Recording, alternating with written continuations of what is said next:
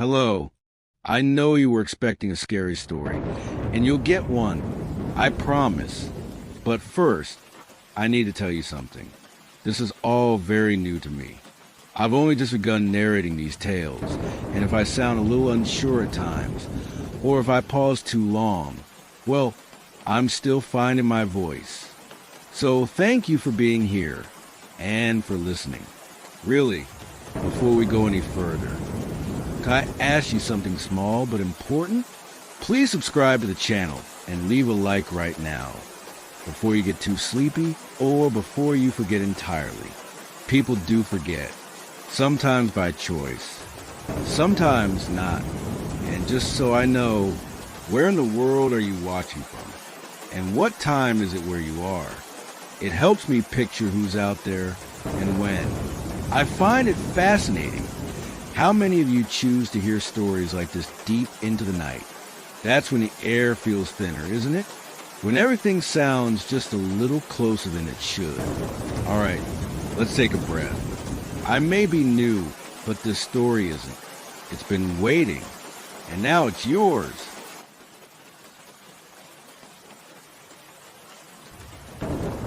Have you ever noticed how the rain makes everything seem different? The way it washes away the noise of the world, leaving only its gentle rhythm. The way it transforms familiar landscapes into something just slightly off. I've always found comfort in the rain. Until that night at Blackwood Moor. You see, I'm a photographer. I specialize in capturing abandoned places. The more remote, the better. Places where nature slowly reclaims what humans have left behind. There's a haunting beauty in decay that I've always been drawn to. It was late October when I heard about the cottage, an old stone structure hidden deeper than Blackwood Moor, abandoned for decades after the mysterious disappearance of its last occupant. The locals avoided it. They said the moor had claimed the owner, just as it had claimed others before. Rubbish, I thought, just the sort of local superstition that makes for a good story down at the pub. Perfect for creating atmosphere around my photographs. I set out on a Tuesday. The forecast predicted light rain. Ideal conditions for the moody aesthetic I was after. I parked my car at the edge of the moor and began the 3-mile hike to where the cottage supposedly stood. My rucksack was heavy with equipment, but my spirits were high. The rain started as a gentle mist, wrapping around the heather like a veil. The further I walked, the more I understood why people might find this place unsettling. The moor seemed to stretch endlessly, with rolling hills that looked deceptively similar. It would be easy to become disoriented here, especially in poor weather. But I had my GPS and plenty of experience navigating remote locations. Or so I thought. 2 hours into my hike, the rain intensified and the wind picked up.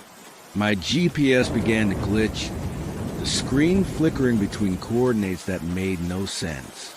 I told myself it was just the weather interfering with the signal. I continued in the same direction. Surely I'd spot the cottage soon. That's when I first heard it. A voice carried on the wind. Faint, almost imperceptible beneath the drumming of the rain. Turn back. I stopped, water dripping from my hood as I scanned the landscape. Nothing but mist and heather as far as I could see. Hello, I called out. Is someone there? Only the rain answered, pattering against my waterproof jacket. I shook my head, blaming the wind for playing tricks on my ears, and continued walking. Another hour passed. The rain came down in sheets now, and darkness was approaching faster than it should have. I checked my watch. 3:47 p.m. Sunset wasn't for hours yet, but the sky had darkened to a deep, bruised purple. I needed to find shelter soon. And then, as if responding to my thoughts, I saw it. The cottage emerged from the mist, its stone walls dark with rain. It was smaller than I'd imagined, but sturdy looking despite its age. Relief washed over me as I quickened my pace. As I approached, I noticed something odd. A light flickered in one of the windows, just for a moment, before disappearing. I froze. The cottage was supposed to be abandoned. "Hello." I called out again, louder this time. "I'm just a photographer. I'm coming in to escape the rain. That's all right." No response. Perhaps it had been a reflection or a trick of the light. I approached the door cautiously. It was old oak, swollen with moisture, but not locked. It swung open with a groan that seemed to echo across the moor. The interior was dark, but dry. I fumbled for my torch and clicked it on, scanning the space. It was a simple cottage. One main room with a small kitchen area, a fireplace against one wall, and a narrow staircase leading to what I presumed was a bedroom. Everything was covered in a thick layer of dust, except I frowned, directing my torch beam at the floor. There were footprints in the dust, fresh ones, leading from the door to the staircase. And they weren't mine. My heartbeat quickened. "Hello?" I called again, my voice sounding thin in the empty space. "I don't mean to intrude. I just need shelter until the rain eases." Silence. Common sense told me to leave, to brave the storm rather than share this space with an unknown presence. But the weather had worsened considerably and night was approaching. I had little choice. I decided to make myself comfortable downstairs, keeping the door in sight. I set down my rucksack and retrieved my camping stove. A hot cup of tea would settle my nerves. As the water began to heat, I examined the cottage more thoroughly. Despite the dust, it didn't feel as abandoned as it should have. There were still personal items scattered about, books on shelves, dishes in cupboards, even a jacket hanging by the door. It was as if the previous occupant had just stepped out momentarily, not vanished decades ago. I picked up one of the books from the shelf. The Topography of Blackwood Moor by E.A. Thornhill. The pages were yellowed but intact. I flipped through it, finding handwritten notes in the margins. Most were observations about local flora, but one caught my eye. On a page describing the central region of the moor, someone had written, "It listens when you speak. It answers when you don't want it to." A chill ran down my spine that had nothing to do with my damp clothes. The whistle of the camping stove startled me, and I nearly dropped the book. I put it back and prepared my tea, trying to dismiss the unease that had settled over me. Outside, the rain hammered against the windows, and darkness had fallen completely now. I checked my phone. No signal, of course, and my GPS was still malfunctioning, showing coordinates that placed me miles from where I knew the cottage to be. I sipped my tea and considered my options. I could attempt to return to my car, but navigating the moor in this weather and darkness would be foolish. No, I'd have to stay the night and hope the storm passed by morning. I set up my sleeping bag near the fireplace, which still contained the remnants of a fire long extinguished. I considered trying to light it, but decided against disturbing anything more than necessary. Instead, I changed into dry clothes and settled into my sleeping bag, using my torch to examine some photographs I'd taken earlier in the day. That's when I heard the footsteps overhead. Slow, deliberate steps, moving from one end of the upper floor to the other, back and forth, back and forth. I held my breath, torch beam fixed on the ceiling as I tracked the sound. "Hello?" I called, my voice barely above a whisper now. I know someone's there. I'm not here to cause trouble. The footsteps stopped. Then, after a pause that stretched my nerves to breaking point, they moved toward the staircase. I heard the creak of the first step, Then the second, I scrambled out of my sleeping bag, torch gripped tightly in my sweating palm. Look, I'll leave if you want me to. Just tell me who you are. The footsteps continued their slow descent. Third step, fourth. I backed away until I felt the cold stone wall against my back. Nowhere left to go. Outside, the rain seemed to have intensified, beating against the cottage like it was trying to get in. Seventh step, eighth. My torch beam shook as I directed it toward the bottom of the staircase, where the light would catch whoever or whatever was descending. The footsteps reached the bottom. My torch illuminated the space. There was no one there, but the footprints in the dust continued from the staircase, moving across the floor, directly toward where I stood. I couldn't move. Fear had paralyzed me, rooting me to the spot as the invisible steps came closer. The dust stirred with each footfall, confirming that I wasn't imagining it. They stopped just in front of me. I could feel a coldness radiating from the empty space, like standing before an open freezer. And then a voice, the same one I'd heard on the moor, spoke directly into my ear.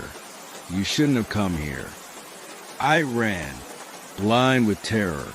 I dropped my torch and lunged to the door, throwing it open and plunging into the storm. The rain was coming down in torrents now, instantly soaking me to the skin, but I didn't care. Anything was better than being in that cottage. I had no light, no GPS, no sense of direction. I simply ran, stumbling over the uneven ground, my breath coming in ragged gasps. Behind me, impossibly, I could hear footsteps splashing through puddles, pursuing me into the darkness. Stop running. The voice called, somehow audible over the storm. You'll only make it worse. I didn't stop. I couldn't. Terror drove me forward. Even as part of my mind registered that I was hopelessly lost on the moor in a storm at night, the rational part of me knew this was a death sentence. But rationality had no place here anymore. I don't know how long I ran. Time seemed to warp, stretching and compressing like the mist that swirled around me. Eventually, my foot caught on something, a root or a rock, and I went down hard, face first into the muddy ground. I lay there, gasping, waiting for whatever was chasing me to catch up, but the footsteps had stopped. Slowly I raised my head. Through the curtain of rain, I could make out a light, not the harsh beam of a torch, but the warm glow of a window in a stone cottage. The same cottage I had just fled from. Impossible. I'd run in a straight line, away from it. I couldn't have circled back. I got to my feet, wiping mud from my face with an equally muddy hand. I turned around, intending to run in the opposite direction, but as I did, I saw another light in the distance, another window in the same cottage. I turned again, another light, the same cottage. It was all around me, or rather, I was trapped in some kind of loop, constantly returning to the starting point no matter which direction I fled. The rain continued to fall, soaking through my clothes, chilling me to the bone. I couldn't stay out here much longer. Hypothermia would claim me if I didn't find shelter. With no other option, I approached the nearest light. As I drew closer, I saw that it came from the cottage's upper window, the same window where I'd seen a flicker when I first arrived. Standing before the cottage door again, I hesitated. Going back inside felt like surrendering to whatever presence dwelled there, but remaining outside meant certain death from exposure. I took a deep breath and pushed open the door. The interior was exactly as I'd left it. My abandoned sleeping bag near the fireplace, my torch on the floor where I dropped it, still shining. But something had changed. The atmosphere felt expectant, as if the cottage itself had been waiting for my return. I retrieved my torch and scanned the room. The footprints in the dust had multiplied, crisscrossing the floor in patterns that made no sense, like someone had been pacing frantically. "What do you want from me?" I asked, my voice hoarse from running. The reply came not in words, but in a sudden gust of wind that blew through the cottage, extinguishing my torch and plunging me into darkness. And then light, not from my torch, but from the fireplace, where flames now danced merrily, as if they'd been burning for hours. I hadn't lit that fire. By its flickering light, I saw that the cottage had changed. The dust was gone. The furnishings looked newer, well-maintained. And there, in a chair by the fire that I was certain hadn't been there before, sat a man. He was elderly, with a weathered face and eyes that reflected the flames too brightly. He wore old-fashioned clothes, not antique, but the kind of practical garments a countryside dweller might have worn decades ago. "Sit," he said, gesturing to another chair opposite his. His voice was the one I'd heard on the moor, the one that had whispered in my ear, "You'll catch your death standing there in those wet clothes." I remained where I was, my back pressed against the door. "Who are you?" He smiled, and something about that smile made my skin crawl. "I think you know. Edward Thornhill, the last occupant of this cottage, the one who disappeared." The name matched the author of the book I'd found. "What happened to you?" I asked, though I wasn't sure I wanted to know the answer. His smile widened, showing too many teeth. "I didn't disappear. I'm right here. I've always been here." He leaned forward, the firelight casting deep shadows across his face. The moor doesn't let go of what it claims. "What does that mean?" Instead of answering, he gestured to the chair again. "Sit. Warm yourself. We have much to discuss, you and I." Against my better judgment, I found myself moving toward the chair. My limbs felt heavy, as if I was wading through water. As I sank into the chair, warmth from the fire washed over me, and I realized just how cold I had become. "That's better," Thornhill said, watching me with those two bright eyes. "Now, let me tell you about Blackwood Thorn, about what it is." "What it is," I repeated. He nodded slowly. "Not just land, not just earth and stone and heather. It's something else, something older, something that watches, listens." He tapped his temple. "Thinks." I thought of the note in the margin of his book. It listens when you speak. It answers when you don't want it to. "The moor is alive?" I asked, unable to keep the skepticism from my voice despite everything I'd experienced. Thornhill's expression darkened. "Not alive in the way you and I understand life. It's aware, and it hungers." "For what?" "Companionship, perhaps, or maybe just for the novelty of new thoughts, new experiences." He gestured around the cottage. "It took me decades ago, made me part of it, and now..." He didn't need to finish the sentence. I understood what he was implying, and fear clutched at my heart again. "I don't want to stay here," I said, gripping the arms of the chair. "I need to leave." Thornhill laughed, a hollow sound that echoed strangely in the cottage. "You already tried that. The moor brought you back. There must be a way out." His expression became almost pitying. "There is, but you won't like it. Tell me," I demanded.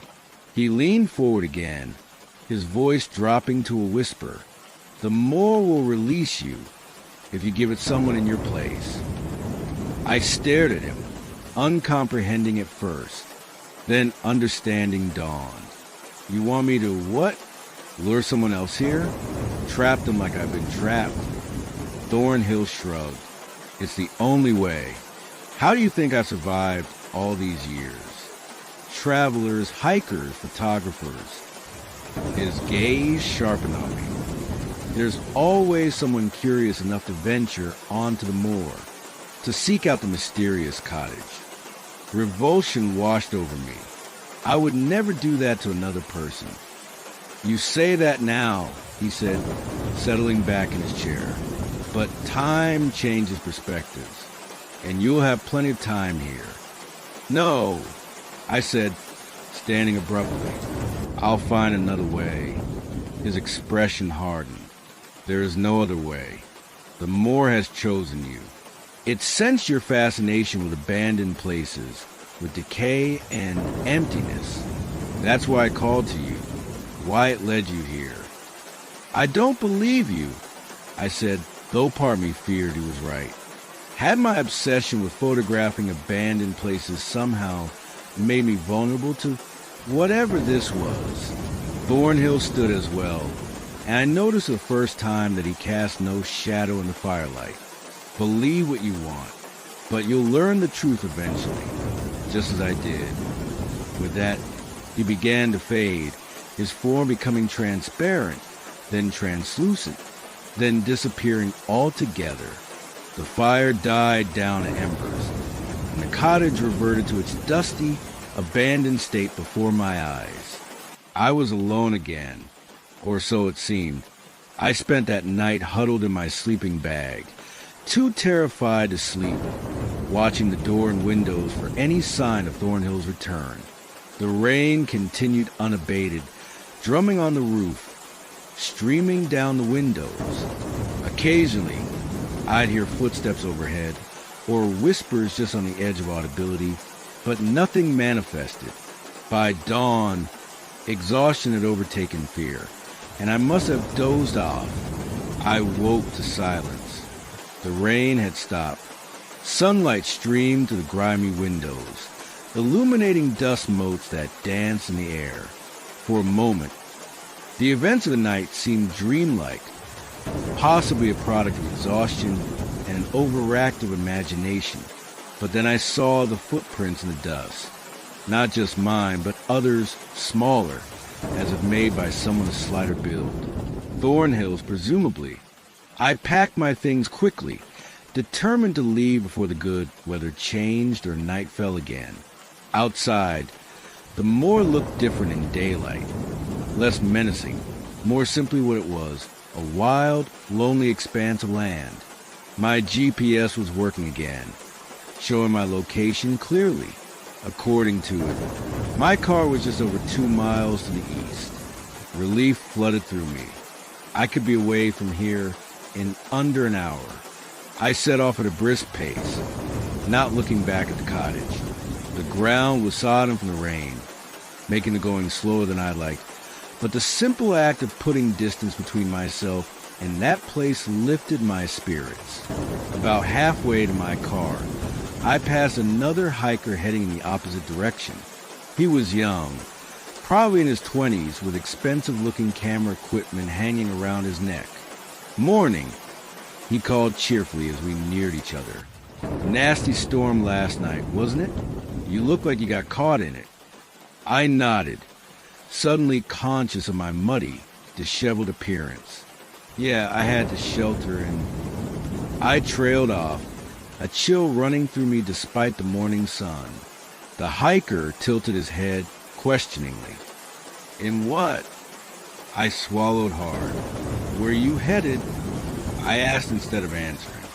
He grinned, patting his camera. "Heard there's an abandoned cottage out this way, supposedly haunted. Thought it might make for some interesting shots." My blood ran cold. I thought of Thornhill's words. The moor will release you if you give it someone in your place.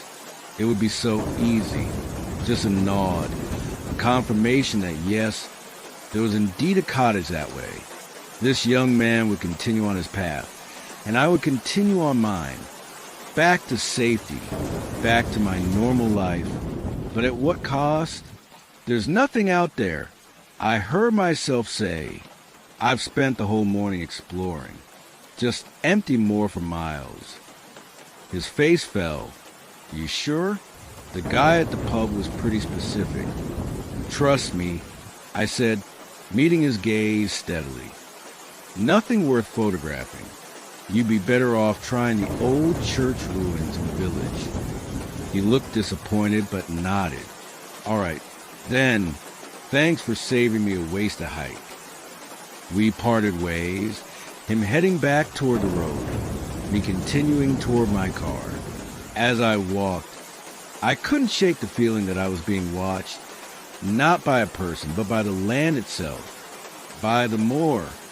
I reached my car without further incident and drove away from Blackwood Moor as fast as the narrow country roads would allow.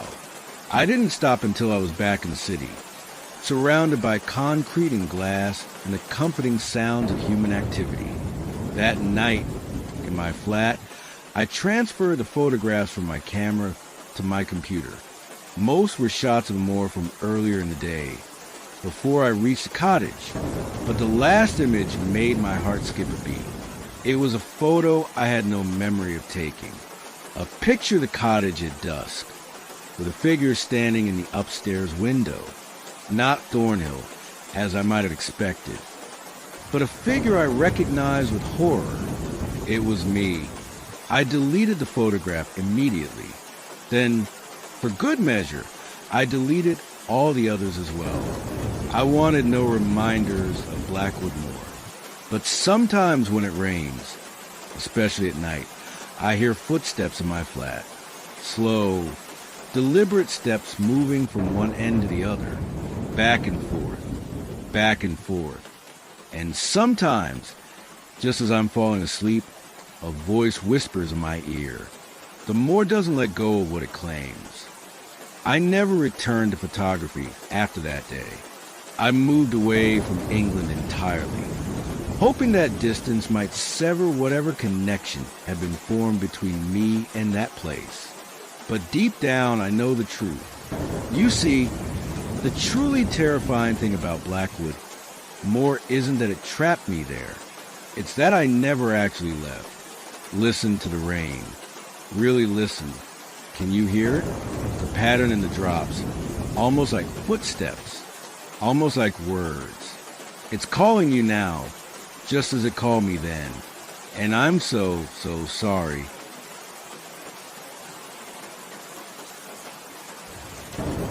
The rain always reminds me of that night. Not the gentle patter that lulls you to sleep, but the heavy, persistent downpour that drowns out all other sounds. The kind that makes you feel utterly alone in the world, even when you aren't, especially when you aren't. I was a graduate student then, studying architectural acoustics. Brilliant career choice for someone who'd always been sensitive to sound. Wouldn't you say?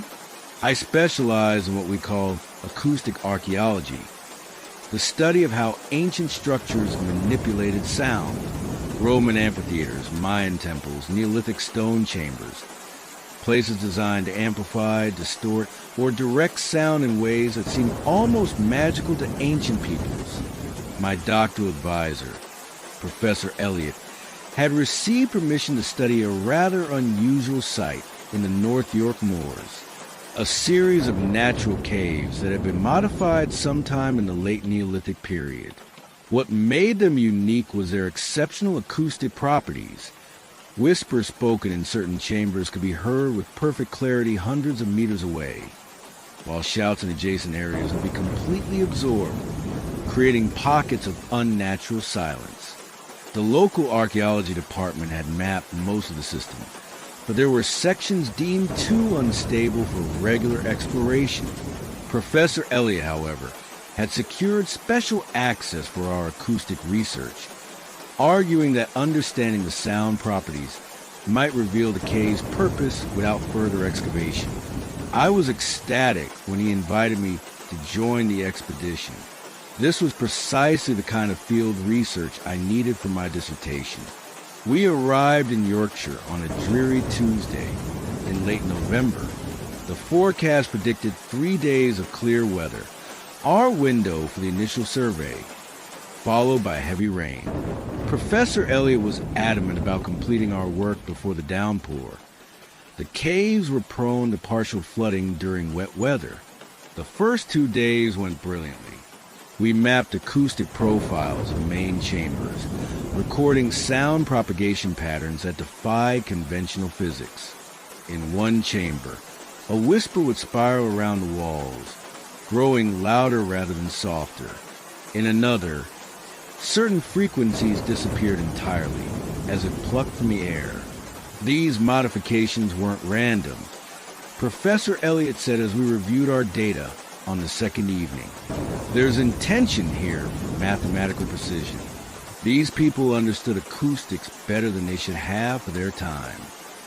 I agreed. The patterns we were documenting suggested knowledge that wouldn't be formally understood for millennia after these caves were modified. On the third day, we ventured deeper into the system, toward an area marked as unexplored on our maps. Professor Elliott was particularly excited about a chamber the survey team had glimpsed but not entered, a perfectly circular room with a domed ceiling, accessible only through a narrow passage that required crawling. The locals have a name for it, he told me as we prepared our equipment that morning. The echo chamber. They say if you speak in there, you'll hear things that weren't said. I laughed. Acoustic reflections creating phantom phonemes. It's a well-documented phenomenon. Perhaps, he said, with that enigmatic smile he reserved for moments when he thought his students were being too dismissive. But local legends often contain kernels of truth. The approach to the echo chamber was arduous. We crawled through a passage barely wide enough for our bodies, dragging our essential equipment behind us. The smooth stone scraped against my back, and the sound of our breathing echoed strangely in confined space. After what felt like an eternity, the passage widened, and we emerged into the chamber itself. It was breathtaking, a perfect hemisphere, perhaps 15 meters in diameter, with walls so smooth they gleamed in the light of our headlamps. Unlike the other chambers, which showed clear tool marks, this one appeared almost polished, as if the stone had somehow flowed into place.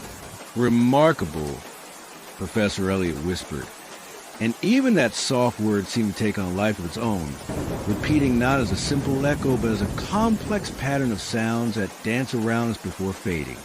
We set up our equipment in reverent silence, placing microphones at calculated intervals and preparing our sound generation devices. The standard protocol is to test with a sequence of pure tones, followed by white noise, pink noise, and finally, spoken word. The pure tone produced results unlike anything I'd ever documented. Each frequency seemed to find its own path through the chamber, some circling horizontally, others spiraling upward toward the apex of the dome. When we played white noise, the chamber somehow separated it into distinct frequency bands, like a prism splitting light. Then came the spoken word tests. "I'll go first," Professor Elliott said, positioning himself at the center of the chamber. He cleared his throat and spoke the standard test phrase. "The quick brown fox jumps over the lazy dog." What came back to us wasn't an echo. It was a voice, or rather, voices. Speaking words neither of us had said in a language I didn't recognize. The sounds overlapped, some distant, others unervingly close, as if people were standing just behind us. I spun around, my headlamp cutting through the darkness, but we were alone. "Fascinating," Professor Elliott whispered, his scientific curiosity evidently overriding the instinctive fear I felt. The chamber must be connected to other parts of the cave system. What we're hearing are acoustic leakages from elsewhere. That explanation made sense, but something about it felt wrong. The voices had responded directly after his test phrase, almost like a reply, and they'd stopped as abruptly as they'd begun. "Let me try something," I said, moving to the center as Professor Elliott stepped aside. Instead of the test phrase, I asked a direct question. Is anyone there? The silence that followed seemed heavier than before, pressing against my eardrums. Then, just as I was about to speak again, a single voice responded, clear, close, and in perfect English. "We've been waiting for you." Professor Elliot gripped my arm. "Did you hear that?" I nodded, unable to speak, my scientific mind racing for an explanation. Sound channeled from another explorer in a different part of the system? Some bizarre acoustic phenomenon, creating intelligible patterns from random noise? "Ask another question," Professor Elliot urged, his fingers digging into my arm with unexpected force. I swallowed hard. "Who are you?" This time, multiple voices answered in unsettling unison.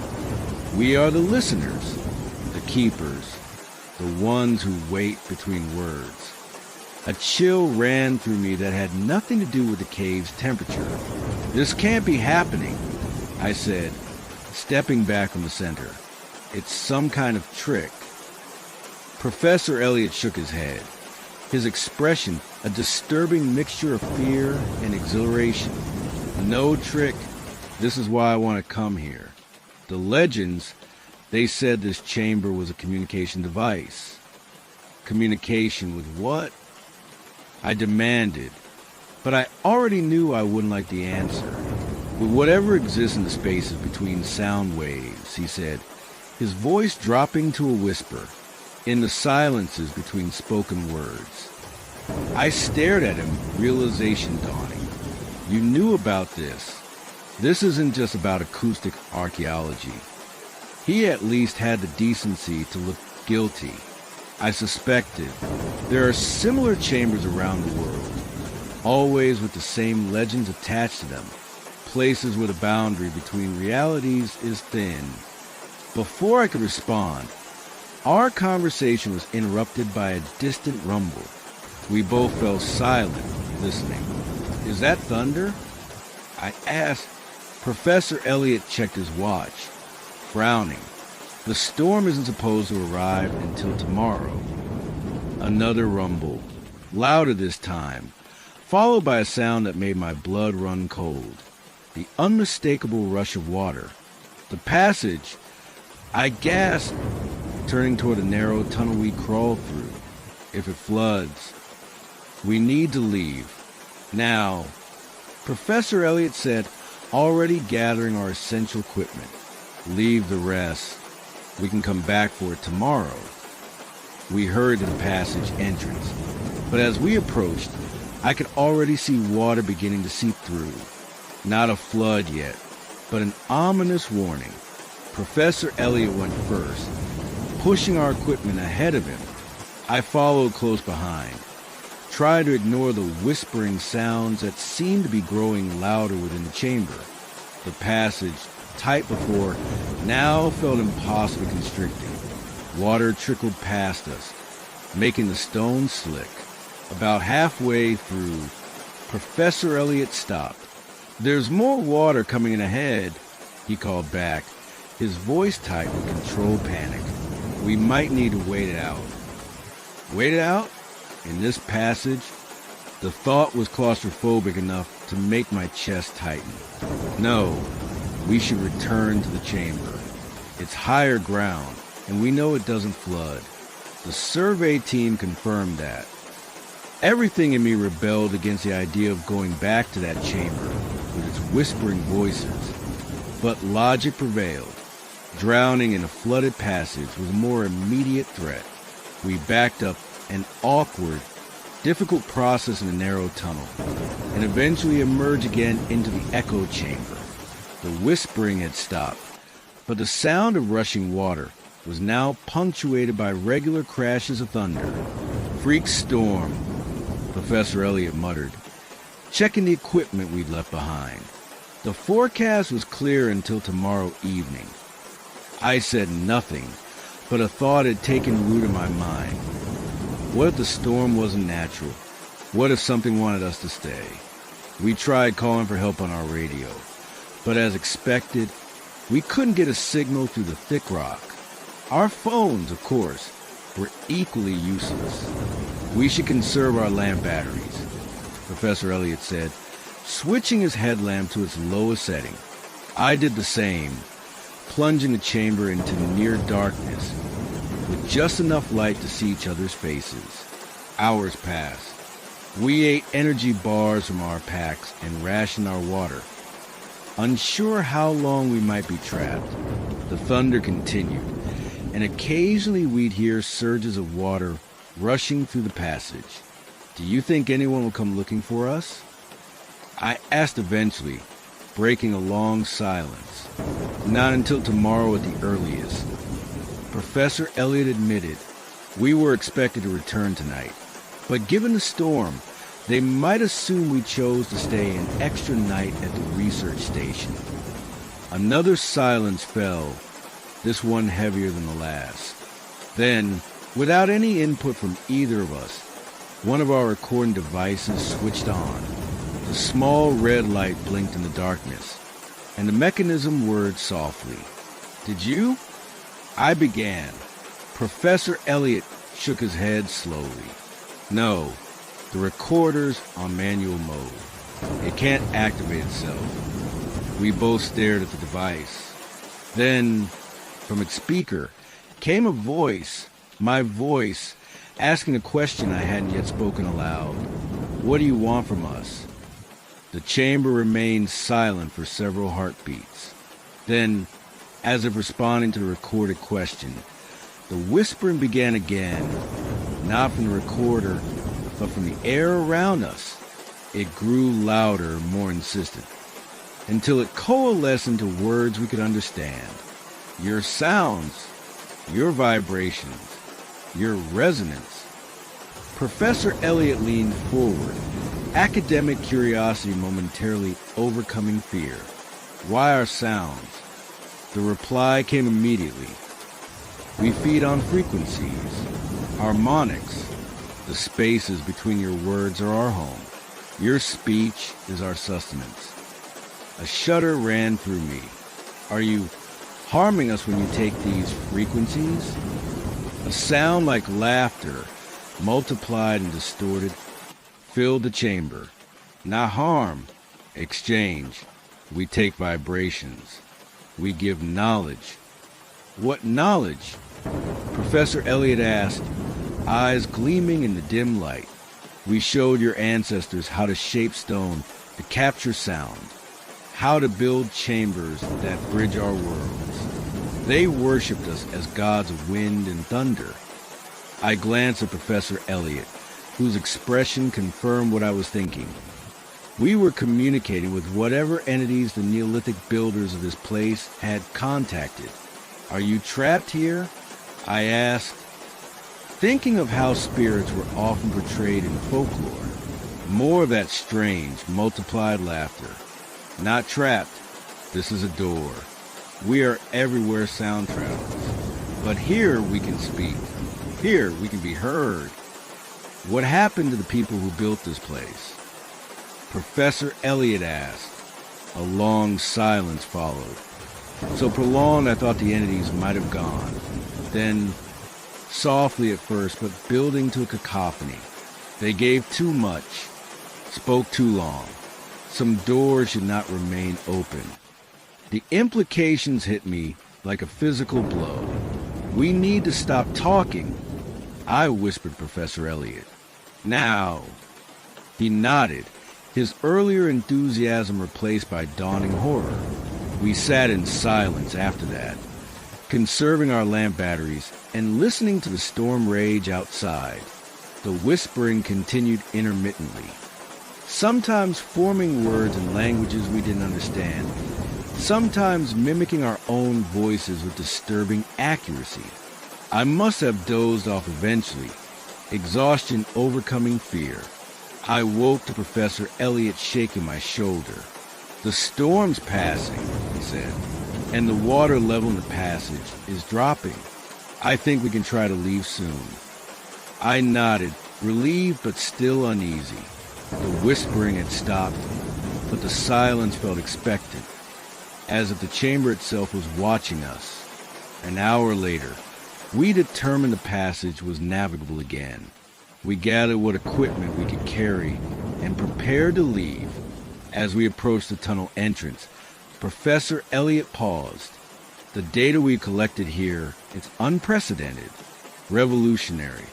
We need to come back, continue our research. I stared at him in disbelief. Are you insane? You heard what those things said happened to people who built this place. He waved a dismissive hand. Metaphorical, obviously. These entities, whatever they are, communicate in ways we can't fully comprehend. The benefits to science. No, I said firmly, I'm not coming back here. And I strongly suggest you don't either. His expression hardened. I thought you were a scientist. I am, which is why I recognize a warning when I hear one. We crawled through the passage in tense silence, emerging eventually into the larger chamber beyond. The journey back to the surface was equally quiet, each of us lost in our own thoughts. When we finally stepped outside, the storm had indeed passed. The sky was clearing, stars beginning to appear as night fell. The air smelled fresh and clean, washed by the rain. We made our way back to the research station, where we discovered the storm had caused considerable damage. Trees down, power lines cut. It would be days before the roads were fully cleared. That night, as Professor Elliot downloaded our recording for analysis, I made a decision. I would change my dissertation topic. My sensitivity to sound, once an asset in my field, now felt like a liability, a vulnerability these entities could exploit. I told Professor Elliot my decision the next morning. He was disappointed, but not surprised. I understand your concerns, he said, but I can't walk away from this discovery. Then be careful. I warned him. Don't speak in that chamber any more than necessary. Don't ask questions you don't want answered. He promised, but the gleam in his eyes told me scientific curiosity would likely override caution. We parted ways a few days later, when the roads were clear. I returned to university, explained my change of dissertation focus to the department, and tried to put the echo chamber behind me. For a while, I succeeded. I threw myself into my new research, avoided contact with Professor Elliot, and tried not to flinch whenever thunder rolled over the city. 6 months passed. Then late one night, as rain lashed against my windows, my phone rang. It was Professor Elliot's number. I answered, but there was no greeting, no human voice at all, just a cacophony of whispers, overlapping and intertwining, occasionally forming half-familiar words. Professor? I said, my mouth dry. Is that you? The whispers paused, then coalesced into a single voice. Professor Elliot's, but wrong somehow, as if each word was being carefully constructed from disparate sounds. I should have listened to you, his voice said, each syllable strangely elongated. They don't just take frequencies. They take everything. Where are you? I demanded, already knowing the answer. In the spaces between words came the reply. In the silences between sounds. They're teaching me so much. But I can't remember what my body felt like. The line went dead. I contacted the university, the police, everyone I could think of. A search party was organized. They found Professor Elliot's equipment in the echo chamber, including his phone, its battery long dead. Of Professor Elliot himself, there was no sign. The official report listed him as missing, presumed dead, a victim of a cave collapse that geological surveys later detected in a previously unmapped section. I know better. I've changed careers since then. I work in sound insulation now, helping people keep noise out rather than studying how it moves. The irony isn't lost on me. But on nights like this, when the rain drums against the roof and thunder rolls across the sky, I sometimes hear whispers in the white noise, voices speaking just at the edge of comprehension. Sometimes, I think I recognize Professor Elliot's voice among them. And sometimes, though I try to convince myself it's just paranoia, I could swear they're getting clearer, closer, as if whatever barrier separates their world from ours is growing thinner. So I sit here night after night in my carefully soundproofed home, trying not to speak aloud. Because I know now what the ancients discovered, that words have power, that sound can bridge worlds, and that some things listen always with a chance to cross over. The rain is getting heavier now. Can you hear it? That rhythm that's almost like words? That pattern that's almost like speech? Be careful what you say in reply. You never know what might be listening in the spaces between your words. And once they've heard you, they never forget your frequency. Never.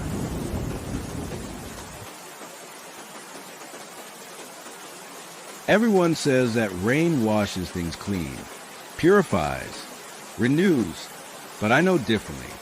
Rain doesn't just wash away. Sometimes it brings things to your doorstep. I've lived alone in my grandmother's old Victorian house for nearly 7 years now. It sits at the end of a winding country lane, the last in a line of 3 similar houses, each separated by dense copses of ancient oak and elm. My nearest neighbors are the Hendersons, a quiet elderly couple who keep to themselves, their home just visible through the trees when the leaves thin in autumn. The house itself is a beautiful anachronism, high ceilings, ornate cornicing, stained glass in unexpected places, the kind of home that creaks and settles at night, that whispers with drafts and memories. Growing up, I'd always loved visiting my grandmother here. After she passed, leaving the house to me, it seemed natural to move in, to work remotely from converted attic space, my design studio bathed in north light from the dormer windows. The isolation never bothered me. I'd always been self-sufficient, comfortable with my own company. The sound of rain on the slate roof became a familiar lullaby, the mist that frequently enveloped the house a protective cloak rather than an isolating barrier. Until that night in October, the night when the knocking began. The storm had been brewing all day, dark clouds gathering on the horizon, the air heavy with that peculiar electrical charge that precedes a significant downpour. I'd been working late, finalizing designs for a new client, when the first raindrop began to lash against the windows, driven sideways by an increasingly insistent wind. By midnight, the storm had reached its full fury. The power flickered once, twice, then surrendered completely, plunging the house into darkness broken only by occasional flashes of lightning. I lit candles, my grandmother's old emergency supplies, still in the same kitchen drawer, and settled into the window seat in the living room, watching the rain transform my garden into a series of gleaming pools, silver under the storm light. That's when I heard it. 3 distinct knocks on my front door, evenly spaced, deliberate. I froze, candle in hand, listening intently. Who would be out in such weather? The Hendersons were away visiting their daughter in Cornwall. The lane led nowhere beyond my house. There was no reason for anyone to be at my door. Perhaps a branch had fallen, or some debris thrown by the wind. The knocking came again, the same pattern. 3 distinct raps, too rhythmic, too intentional to be anything but a human hand. I approached the door cautiously, candle flame wavering with each step through the stained glass panels flanking the doorway. I could make out a figure, human-shaped, but little more than a dark silhouette against the rain. "Hello?" I called, one hand on the antique lock. "Who's there?" No response, just the relentless drumming of rain on the roof. "Are you all right? Do you need help?" I tried again. The figure remained motionless, a shadow waiting patiently in the downpour. Common sense roared with compassion. It was madness to open my door to a stranger in the middle of the night, especially given my isolated location. But what if someone had been in an accident? The lane was treacherous in good weather, let alone during a storm of this magnitude. I slid the security chain into place, a concession to modern safety my grandmother had reluctantly installed, and opened the door a few cautious inches. "Hello? Can I help you?" Water immediately began to seep under the door, forming a small puddle on the parquet flooring. But worse than that was the smell, an earthy, dank odor like long undisturbed soil suddenly exposed. The figure stood just beyond the porch light's reach. I could make out sodden clothing, a bowed head, water running in rivulets from what appeared to be a wide-brimmed hat. The face remained in shadow. "Are you hurt? Do you need to call someone?" I asked, straining to see better without opening the door any wider. When the figure finally spoke, the voice was soft, almost lost beneath the rain, neither distinctly male nor female. "May I come in? It's rather wet out here." The phrasing struck me as odd, not desperate or apologetic as one might expect from someone seeking emergency shelter, but calm, almost expectant. "I'm sorry, but I can't let a stranger into my home in the middle of the night. I can call someone for you if you need help." The figure tilted its head slightly, as it considered my response with mild curiosity. But this was her house. She would have invited me in. A chill that had nothing to do with the draft ran through me. "Whose house?" "Evelyn's house. Your grandmother's." The candle flame flickered violently, though there was no breeze in the enclosed entry hall. I gripped the door tighter, suddenly very glad of the security chain. "How did you know my grandmother?" A pause, broken only by the steady beat of rain. "We had an arrangement, Evelyn and I, every 7th year when the October storms came. She understood the old ways." My mouth went dry. My grandmother had indeed been fascinated by folklore, by the ancient traditions that had once governed rural life in this corner of England. Her bookshelves were filled with volumes on local myths, on the rituals and superstitions that had shaped the relationship between the people and the land. But this was madness. A stranger at my door in the middle of the storm, claiming some cryptic connection to my grandmother. "I think you should leave," I said, my voice steadier than I felt. "Now, before I call the police." The figure sighed, a sound almost like wind through dry leaves. The old agreements don't simply disappear because one party is passed on, child. The terms transfer with the property. Evelyn knew this. She would have told you, had she expected to go before the 7th year returned. Lightning flashed, briefly illuminating the figure's face. I caught a glimpse of pale skin, eyes that seemed to reflect the light oddly, an expression of patient certainty. I began to close the door. "Good night." A hand shot out, pressing against the wood, not forcing, not pushing, just resting there, pale fingers splayed against the dark oak. They looked wrong somehow. Too long. The joints positioned strangely. "You don't understand the consequences of refusal," the voice said, still unnervingly calm. "One way or another, the terms must be honored. Better to do so willingly, with understanding, as Evelyn did." Fear was giving way to anger now. "I don't know what arrangement you think you have with my grandmother, but it died with her. Now remove your hand from my door before I call for help." The hand withdrew, but the figure remained. "Very well, but I will return tomorrow night, and the night after, until the 7th night, when choice is no longer yours to make. Consider carefully. Ask yourself why Evelyn kept this house so full of protective symbols. Why she planted rowan trees at the boundaries. Why she left that box in the attic behind the false wall with my name carved upon it. My breath caught.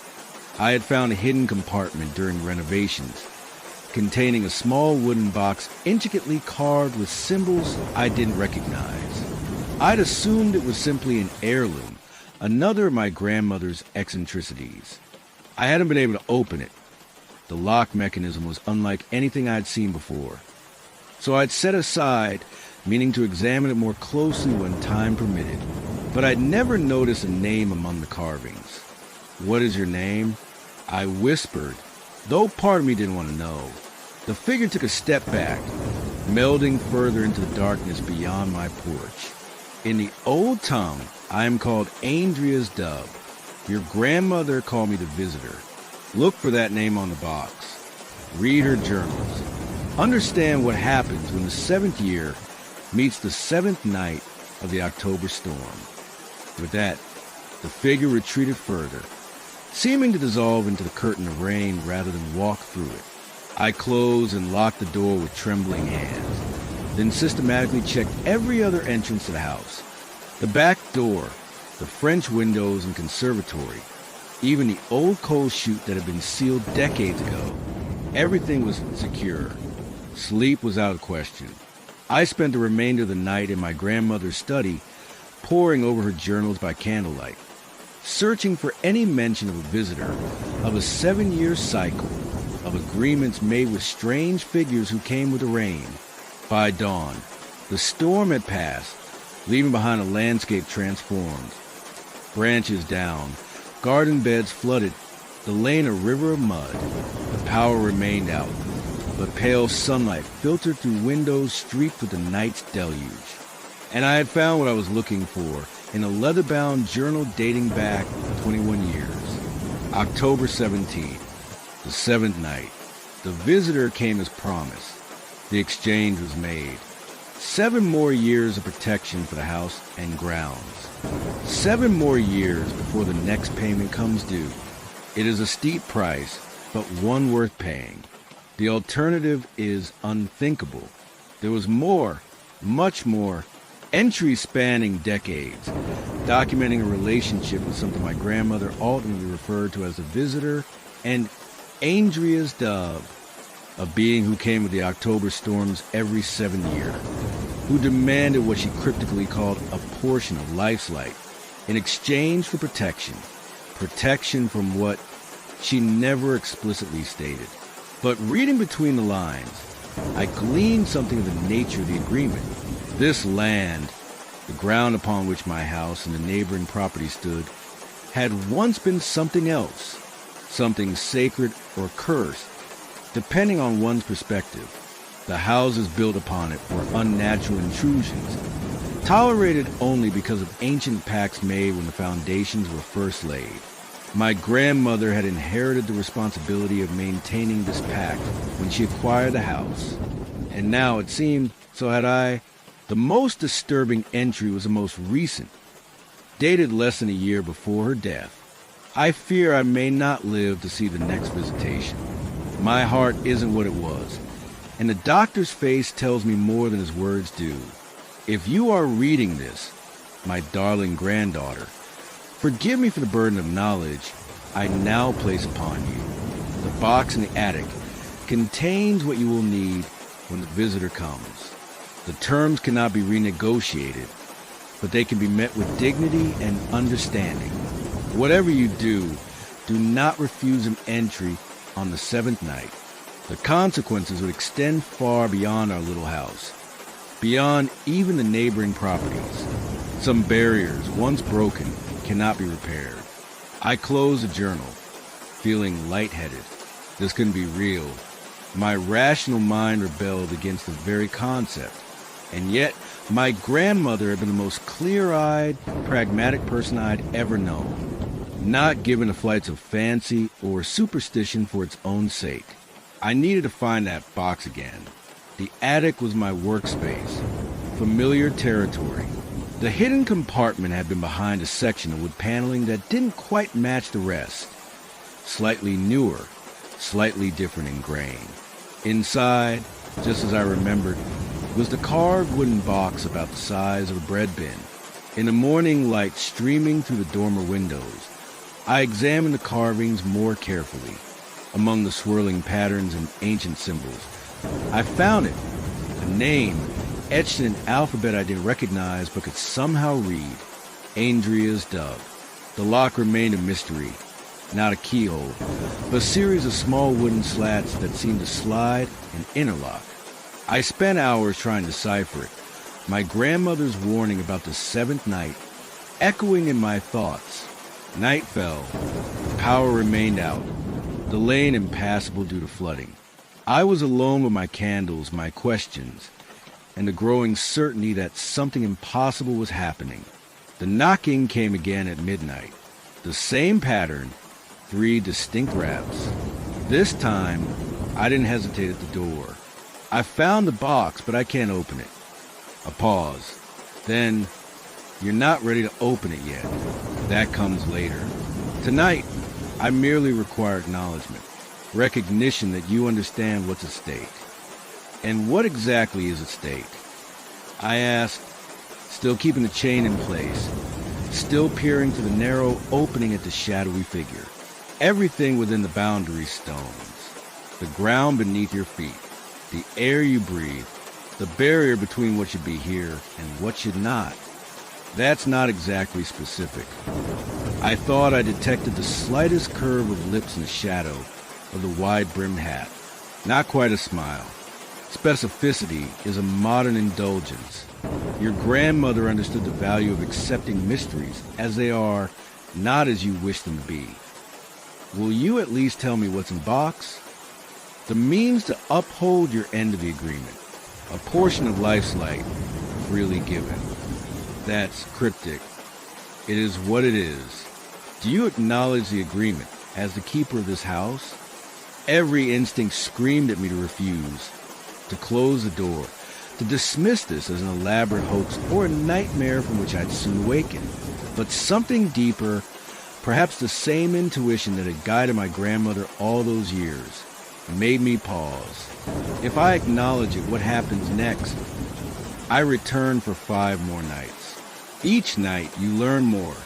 On the 7th night, the box opens and the exchange is made. And if I refuse, the figure tilted its head in that now familiar gesture of mild curiosity. Do you know what lies beneath the foundations of this house? What was here before the stones were laid? What waits beyond the boundaries, testing them with every storm, every tremor in the earth? I shook my head. Pray you never find out, the figure said simply. In that moment, standing in my doorway with rain once again beginning to fall beyond the porch, I made my decision. Perhaps it was a conviction in my grandmother's journals. Perhaps it was the otherworldly certainty of the figure before me. Or perhaps it was merely the path of least resistance, the choice to play along with whatever this was until I could make better sense of it. I acknowledged the agreement. I said, the words feeling strange and formal on my tongue. The figure bowed slightly. Until tomorrow night, then. As before, it seemed to step back into the rain and simply dissolve, becoming one with the darkness and the water that fell from the sky.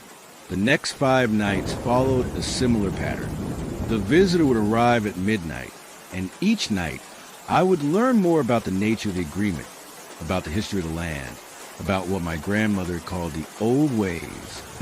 I learned that the ground upon which my house stood had once been a threshold place, neither entirely in this world nor entirely in another, a place where barriers were thin, where passage between realms was possible under certain conditions. I learned that the houses, mine and the 2 neighboring properties, had been built as anchors, their foundations laid with specific materials, their boundaries marked with stones carved with symbols of warding and binding.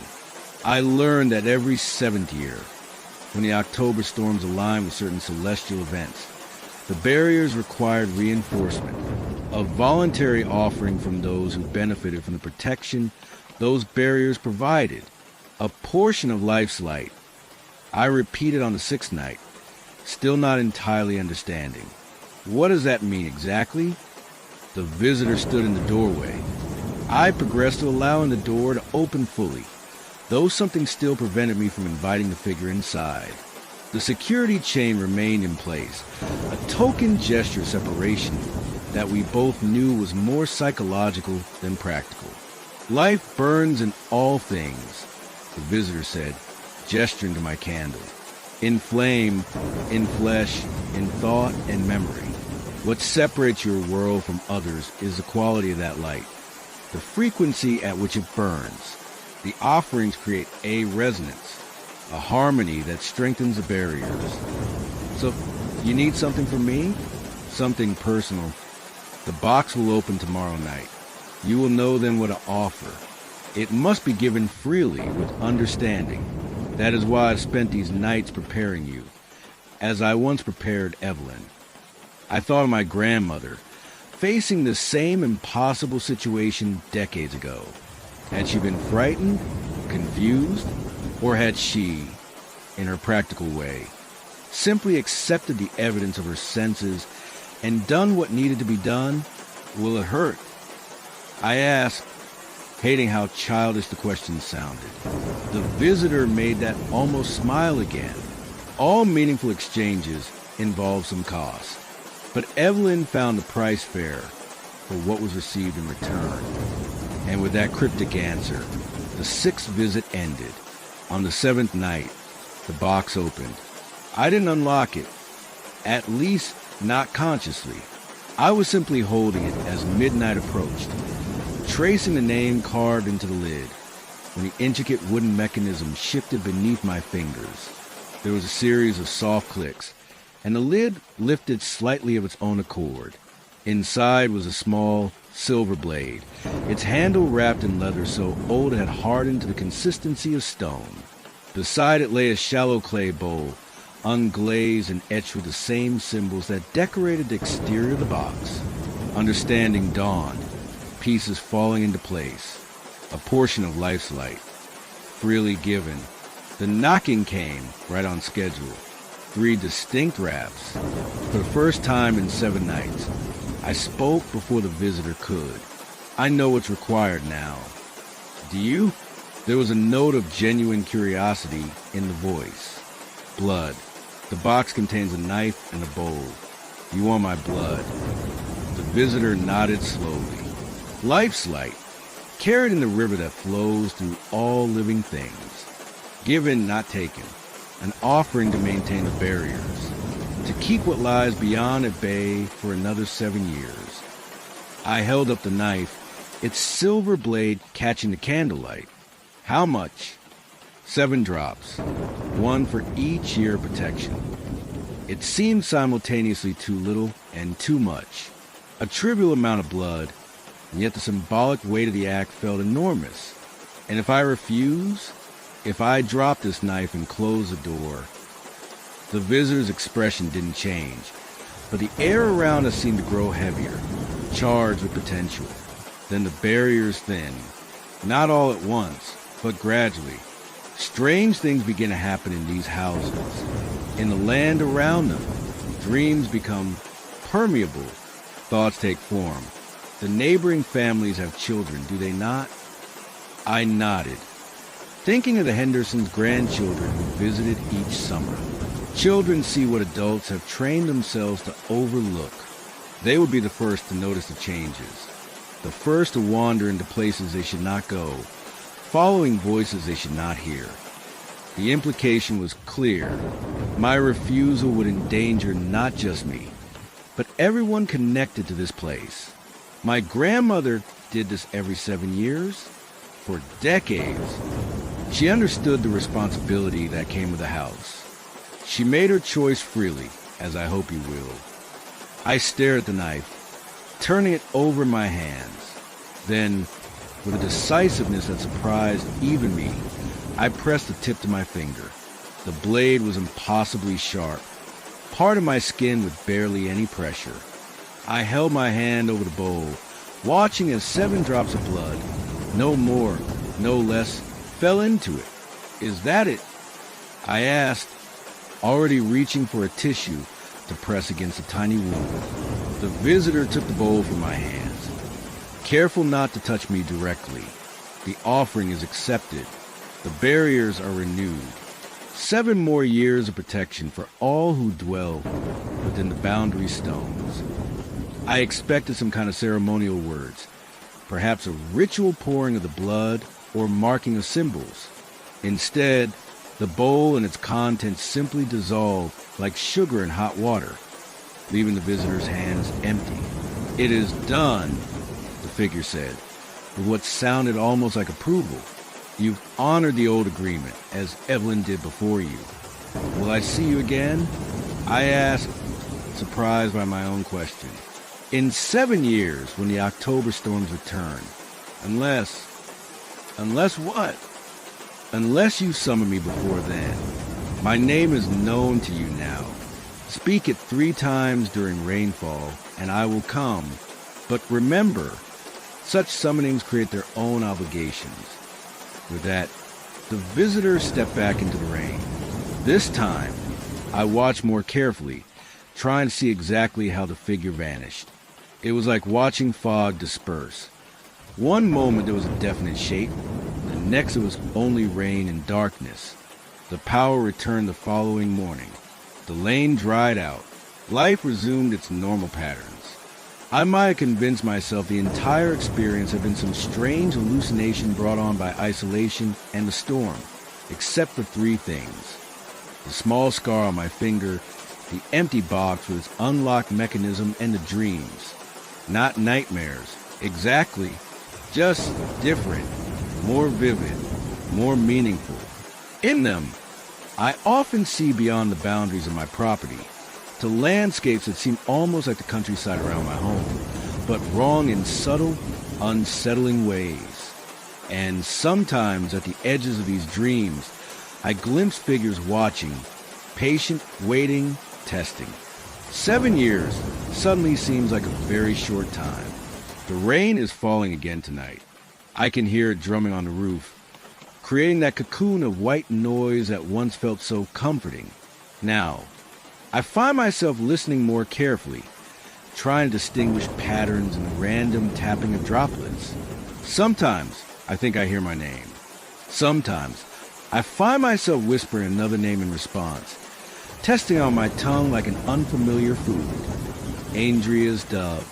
2 more times and he would come. But some agreements, once made, create echoes that outlast our understanding of them. Some visitors, once invited, never truly leave. So I watch the rain and I listen to its secrets, and I wonder what my grandmother would say if she could see me now. The reluctant guardian of the threshold I never asked to protect. And in the darkest hours, when the rain falls hardest, I find myself counting the years, the months, the days until the visitor returns, until the box opens once again. It's ancient with remembering the shape of my hands.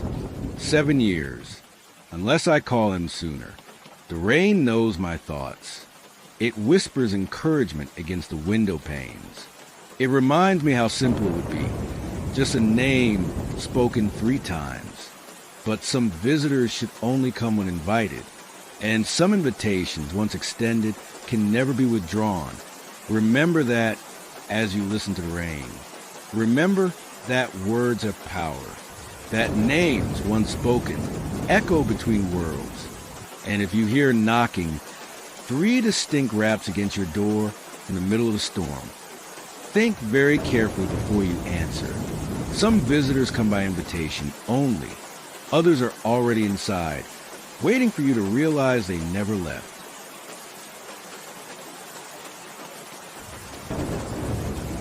Do you ever wonder if rain has a memory? It's a strange thought, I know, but consider this. Before a raindrop falls, it has traveled. It has been part of oceans, rivers, lakes.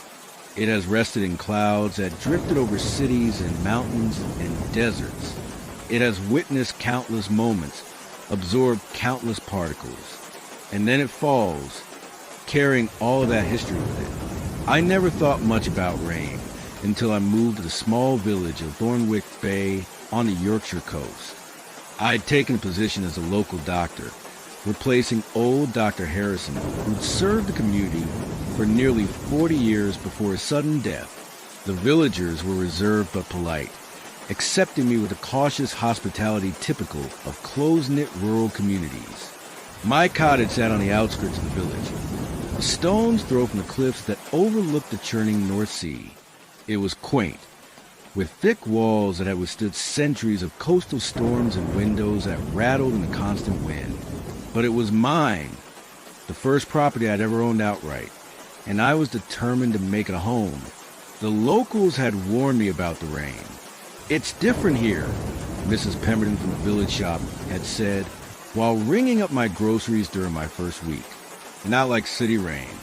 It gets inside you somehow."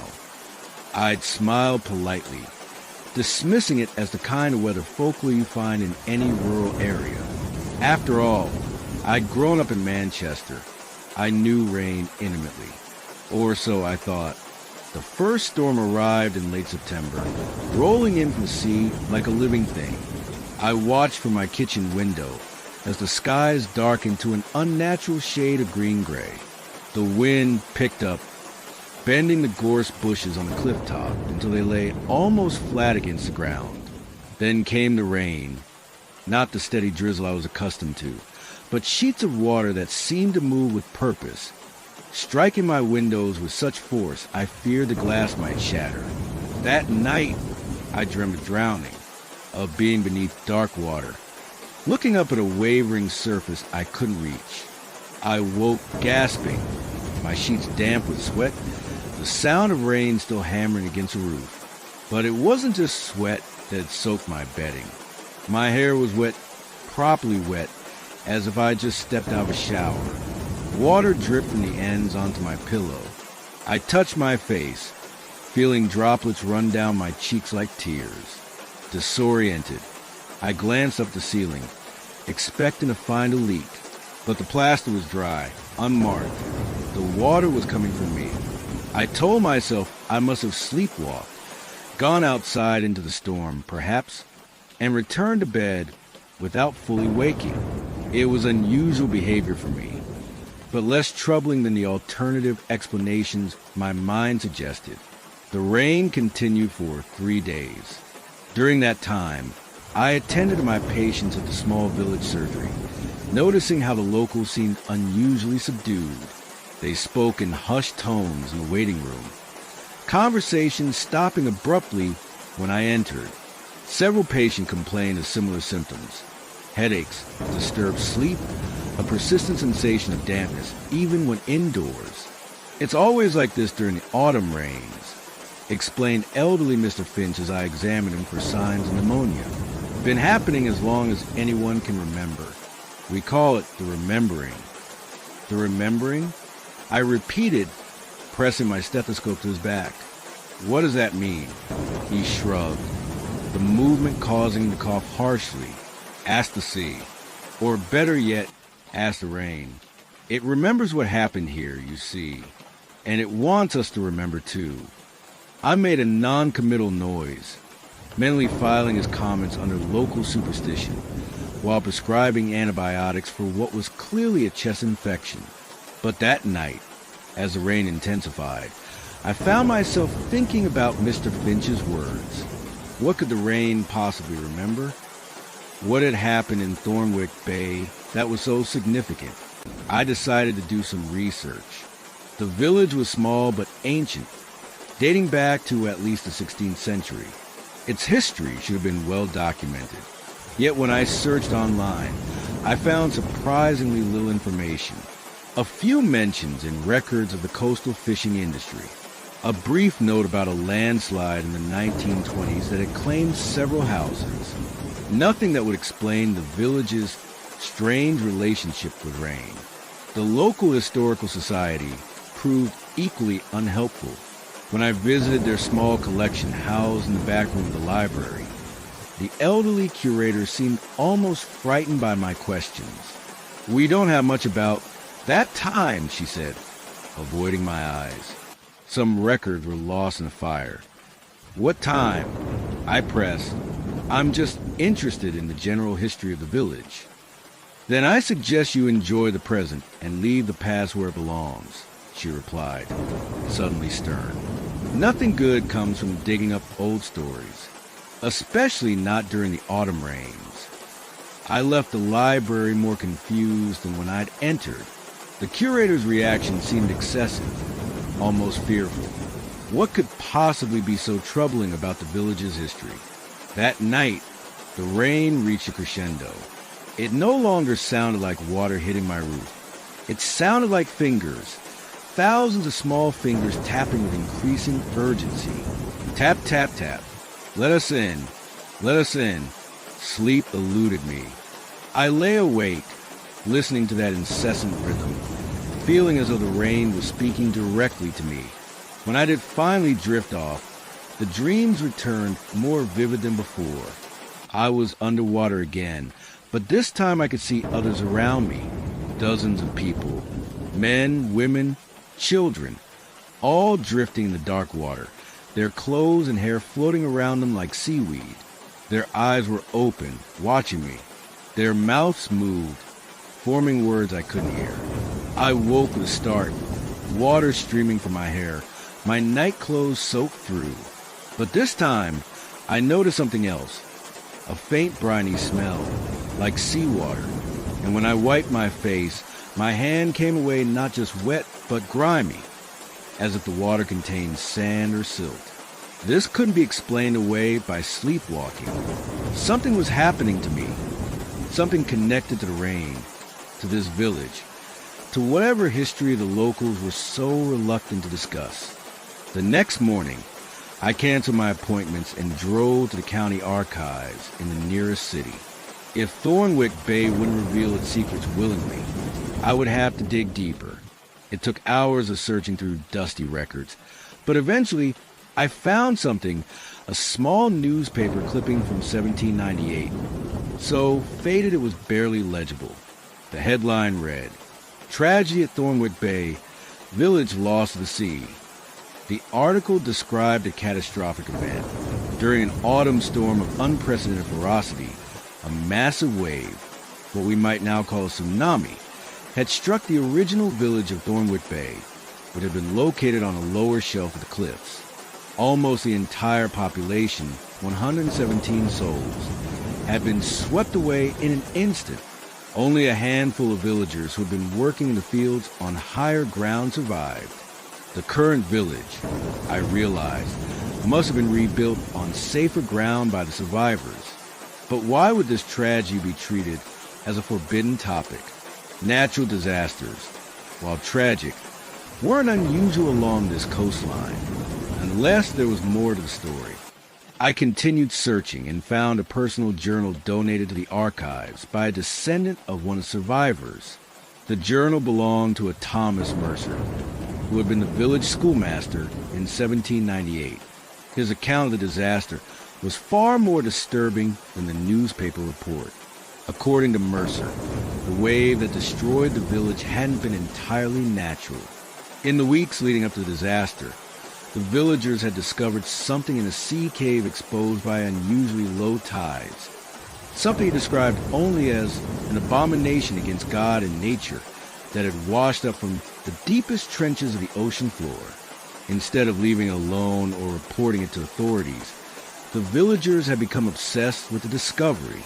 They had brought it into the village, kept it in the town hall, even begun to worship it in some fashion. Mercer, one of the few who opposed this, had been ostracized.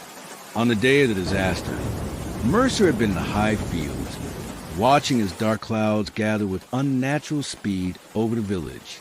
He described seeing the villagers gathered on the shore, as if in welcome as the massive wave approached, whether they had summoned it or simply anticipated it. He couldn't say. The final entry in the journal was chilling. The village is gone, and good riddance to their blasphemy. But I fear what they awaken does not sleep again easily. The rain carries their voices now. It remembers what they did, what they brought among us. And each autumn, when the storms come, I hear them calling to it, calling to us, calling to anyone who will listen. I drove back to Thornwick Bay in a daze, the journal's words echoing in my mind. The rain had started again, drumming on my car roof with that same insistent rhythm. Tap, tap, tap. We remember. We remember, by the time I reached my cottage, darkness had fallen, and the storm had intensified into a howling gale. The sea crashed against the cliffs below with such force that I could feel the vibrations through the floor. I built a fire, made tea, and tried to convince myself that Mercer's account was nothing more than the ramblings of a traumatized, superstitious man. But as I sat there, watching raindrops track down my windows like tears, I became aware of a sound beneath the storm's fury, a faint chorus of voices, rising and falling with the wind. I pressed my hands over my ears, but the voices continued, now seeming to come from inside my own head. They were calling a name, over and over, in unison, a name in no language I recognized, all harsh consonants and elongated vowels that hurt my ears even as my mind tried to grasp their shape. I must have fallen asleep in my chair, because suddenly I was dreaming again, but differently this time. I stood on the shore below the cliffs, watching as villagers from another time formed a circle around something that lay on the sand. I couldn't see what it was, only that it glistened wetly in the torchlight. The villagers were chanting, their voices rising as dark clouds gathered overhead with unnatural speed. Then the perspective shifted, and I was underwater, looking up through fathoms of dark sea toward a distant, wavering light. I was moving upward, drawn by the chanting, by the name that pulled at me like a physical hook embedded in my consciousness. Around me, the water began to churn, responding to my ascent. I woke with a cry, my body drenched not with water this time, but with sweat. The fire had died to embers, and outside, the storm had reached a fever pitch. Rain lashed against my cottage with such violence that it sounded like the building was under attack.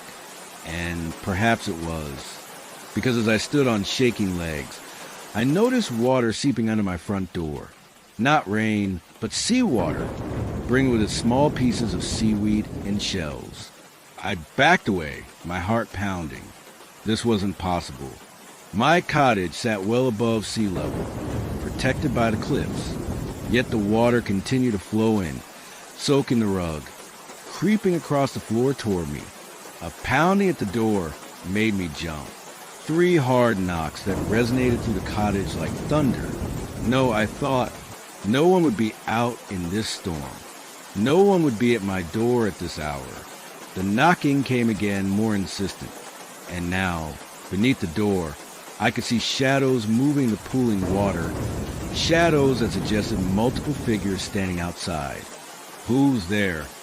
I called, my voice barely audible over the storm. No answer came. Only another series of knocks, so powerful that the door shuddered in its frame. I should have been terrified, and part of me was. But another part, a deeper part, felt an inexplicable pull toward the door. The same part that recognized the chanting in my dreams, that understood what the rain was trying to tell me, moving as if in a trance. I approached the door. The water swirled around my ankles, cold as the deepest sea. I reached for the handle.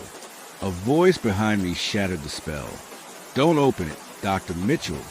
I spun around to find Mrs. Pemberton from the village shop, standing in my kitchen doorway, soaked to the skin, her gray hair plastered to her head.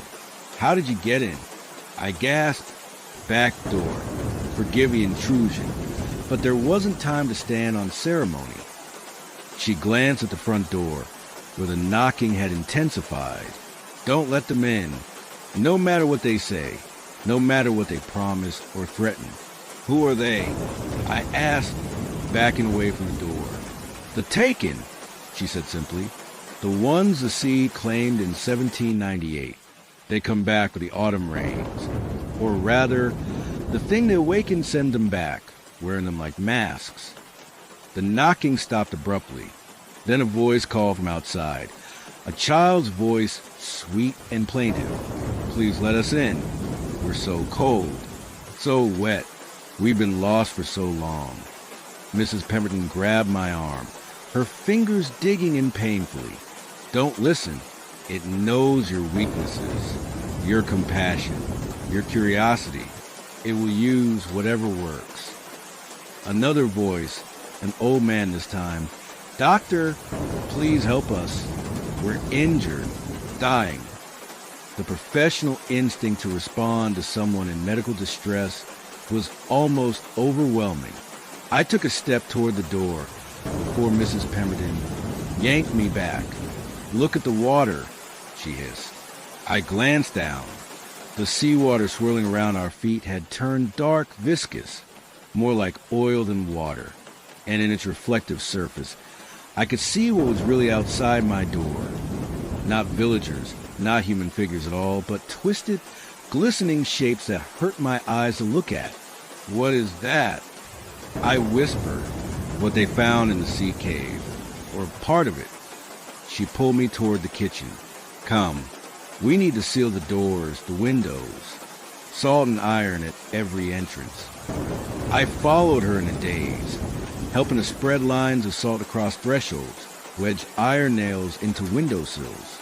All the while, the voices outside multiplied, called my name, pleaded and cajoled, and eventually threatened. You'll join us anyway, they promised as the night wore on.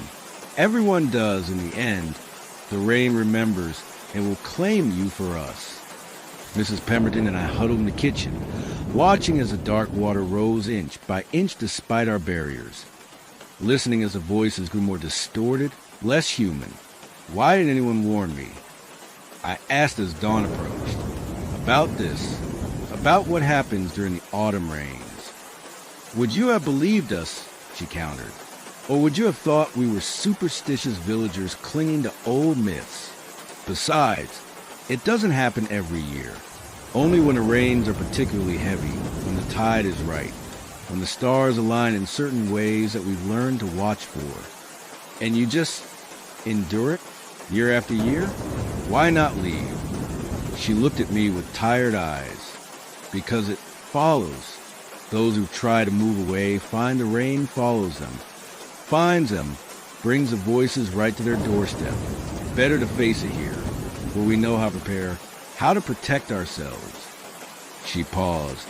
Usually, it only targets those with village bloodlines, descendants of the original survivors. I don't understand why it's chosen you.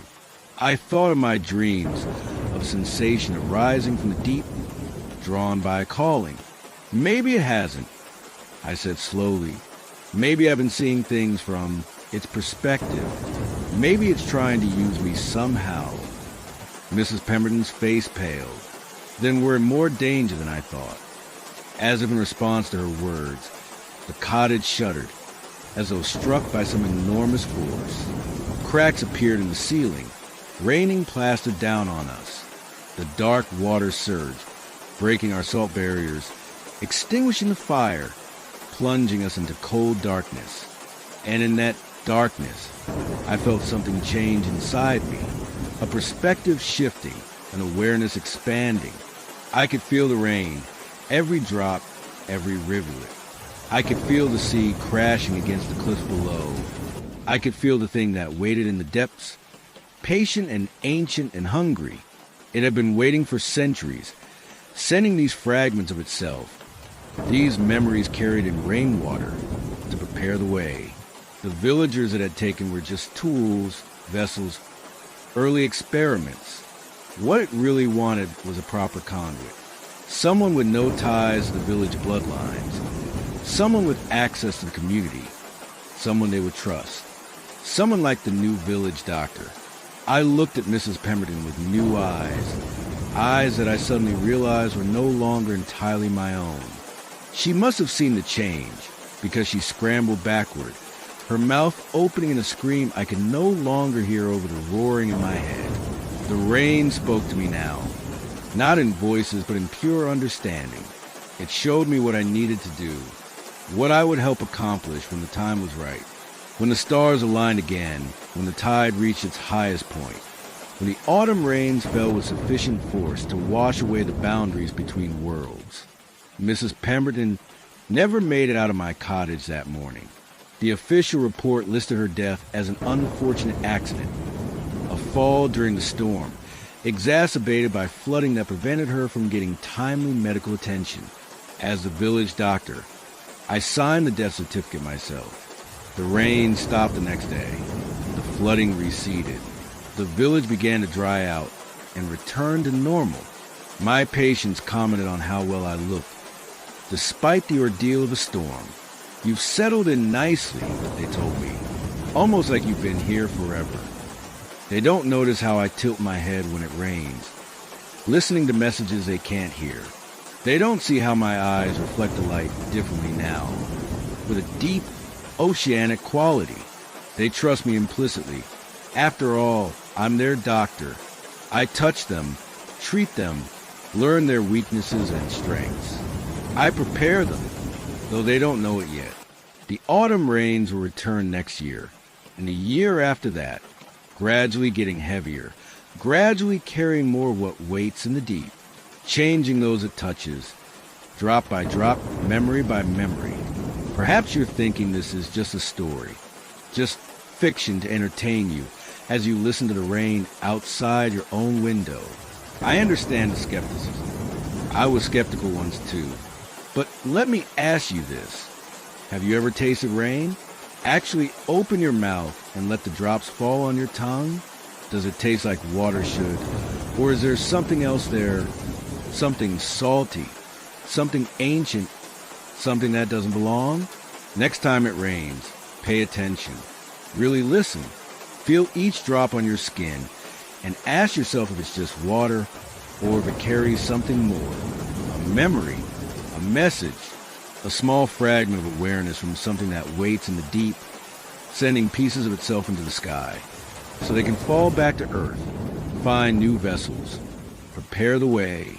The rain remembers everything, and now so do I, and soon, perhaps, so will you.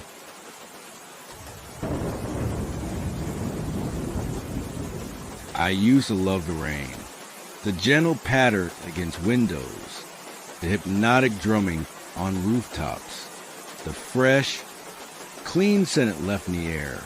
As a child, I would press my face against the glass and watch rivulets race down the pane, betting on which would reach the bottom first. As a teenager, I'd walk home from school in downpours, face tilted skyward, letting the water wash over me while other students huddled under umbrellas or ran for shelter. Rain was innocent then, pure, a natural phenomenon to be appreciated, not feared. That changed 3 months ago, when the rain in Millfield began to whisper. I first noticed it on an otherwise ordinary Tuesday evening in late April. I was washing dishes, half listening to the rainfall that had started about an hour earlier, when I realized the rhythm had changed. Rather than a random patter I'd expect, there was a pattern to it now, almost like Morse code, a deliberate tapping that seemed to carry information. Tap, tap, pause. Tap, tap, tap, pause. Tap. I dried my hands and walked the window, curious rather than concerned. The rain looked normal enough, falling steadily from a slate-gray sky, forming puddles on my modest back garden. But the sound? I pressed my ear against the cool glass, listening intently. Yes, there was definitely a pattern. And underneath the tapping, something else. A sound so faint I couldn't quite grasp it. Almost like voices? A chorus of whispers just below the threshold of comprehension. I laughed nervously, my breath fogging the window. Obviously, I was overtired. I'd been working extra shifts at the hospital. I'm a radiographer, covering for a colleague on maternity leave. Exhaustion was making me imagine things. I finished the dishes and went to bed early, falling asleep to the sound of rain against my bedroom window. That night, I dreamt of standing in my garden during a downpour, raindrops hitting my upturned face. But in the dream, each drop contained a tiny face, contorted in a silent scream. I woke unsettled, but dismissed the dream as a product of stress and an overactive imagination. The rain had stopped overnight, leaving the world fresh and clean. By the time I arrived at work, I'd almost forgotten the odd rhythm I thought I'd heard. Almost, but not quite. For the next week, Millfield enjoyed clear skies. Life continued normally. Work, home, the occasional evening out with friends. None of them mentioned hearing anything strange in rain, and I didn't ask. The incident began to feel like a momentary lapse, a brief auditory hallucination brought on by fatigue. Then came the second rainfall, heavier than the first. I was reading in my living room when it started. A few tentative drops that quickly became a torrent. Initially, the sound was just rain, ordinary and expected. But after about 20 minutes, the pattern emerged again. Tap, tap, pause, tap, tap, tap. A rhythm too precise to be random, too consistent to be coincidence. And beneath it, the whispers, louder this time, more distinct. Still not quite words, but with inflections that suggested language, communication, intent. I put down my book and walked to the window, both dreading and needing to look outside. The rain fell in sheets, obscuring my view of the neighboring houses. Water streamed down the glass in rivulets that seemed to form and reform into patterns, not random trails, but deliberate shapes. For a moment, I thought I saw a face press against the outside of the window, a fluid, formless visage comprised entirely of rainwater. I jerked back with a gasp. When I looked again, it was gone, just raindrops on glass. But the whispering continued. I turned on every light in the house and played music loudly to drown out the sound. It didn't help. The whispers seemed to cut through any competing noise, directly into my consciousness. Not my ears, my mind. The rain continued for 3 days. I called in sick to work, unable to face leaving the house while the whispering rainfall surrounded me. I drew the curtains, stuffed cotton wool in my ears, even tried wearing noise-canceling headphones. Nothing blocked the sound. By the third day, I could almost understand what the rain was saying.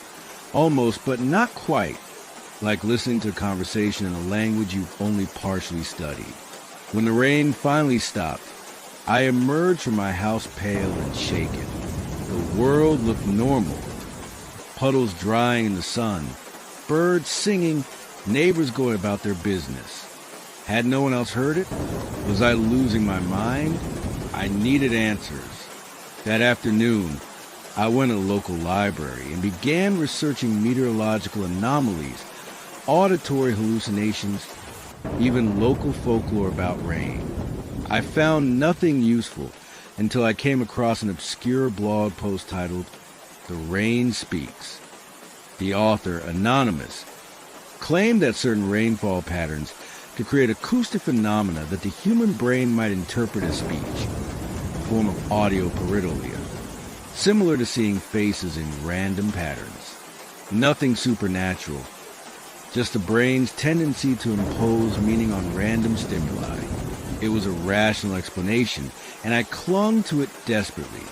My exhausted, stressed mind was playing tricks on me. That was all, until the next rainfall came, and the whispers formed words I could understand. "We see you," the rain said. I was in my kitchen when it started, not a gradual build-up this time, but an immediate downpour, as if someone had upended a cosmic bucket. And with the first drops came the words, clear as if someone stood beside me speaking directly into my ear. "We see you, Emma."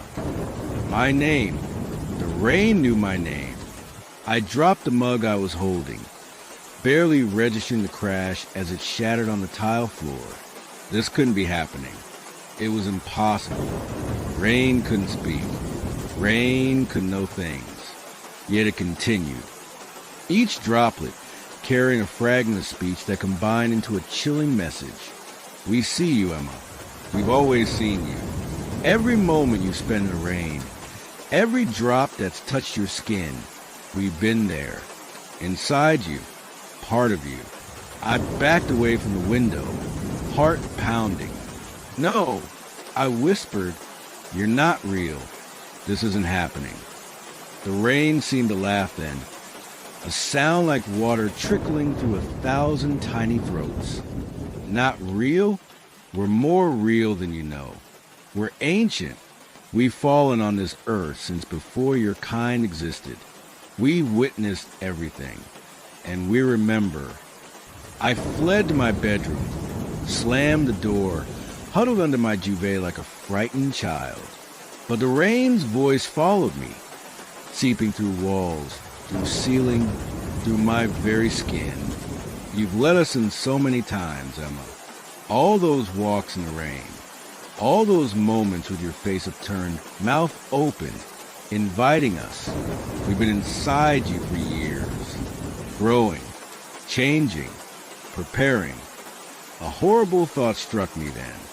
I threw off the covers and ran to the bathroom, flipping on the light, staring at my reflection in the mirror. My face looked normal enough, pale with fear, eyes wide, but still me. But when I leaned closer, I noticed something strange about my eyes. The whites weren't quite white, but faintly cloudy, as if filled with microscopic particles suspended in fluid.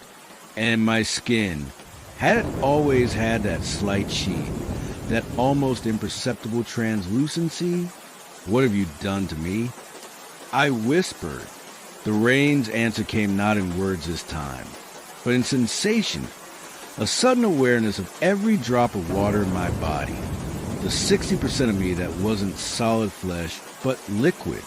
I could feel it all, from the blood pumping through my veins to the cerebrospinal fluid cushioning my brain, and all of it felt conscious, aware, other. I screamed, clutching the edges of the sink, watching in horror as tiny beads of moisture appeared on my skin. Not sweat, but something seeping outward from within. Stop it. I cried. Get out of me. We can't leave, the rain replied, its voice now coming from inside my own head. We're part of you now, as we're part of everyone. Most don't hear us, don't feel us, but you're special, Emma.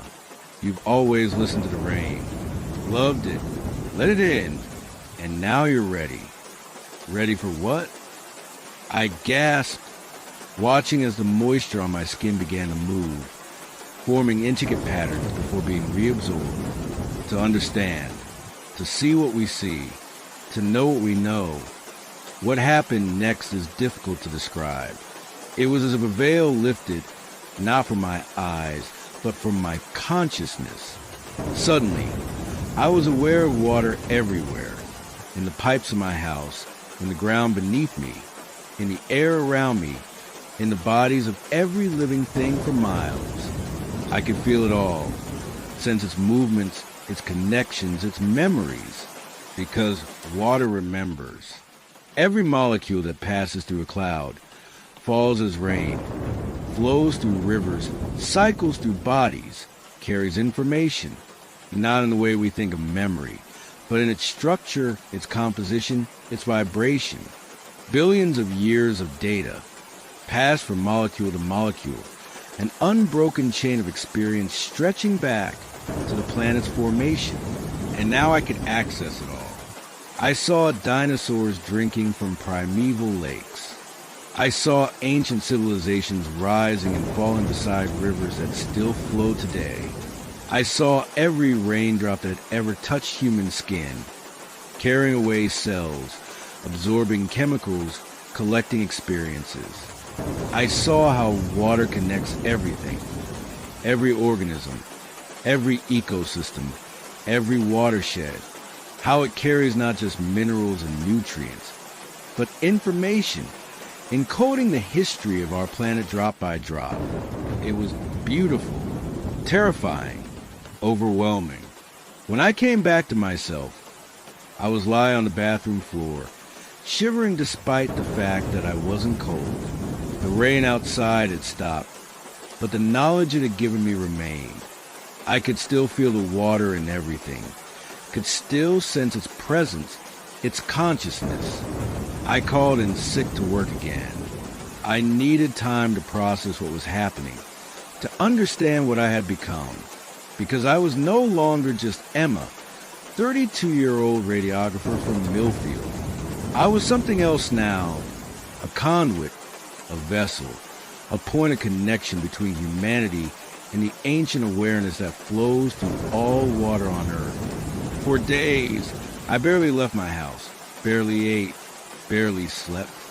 I spent hours staring at water, in glasses in the bath, in puddles outside, watching how it moved, listening to what it told me. The stories it contained were endless, spanning billions of years, encompassing the entire planet. Some of what I learned was wondrous. Some was horrifying.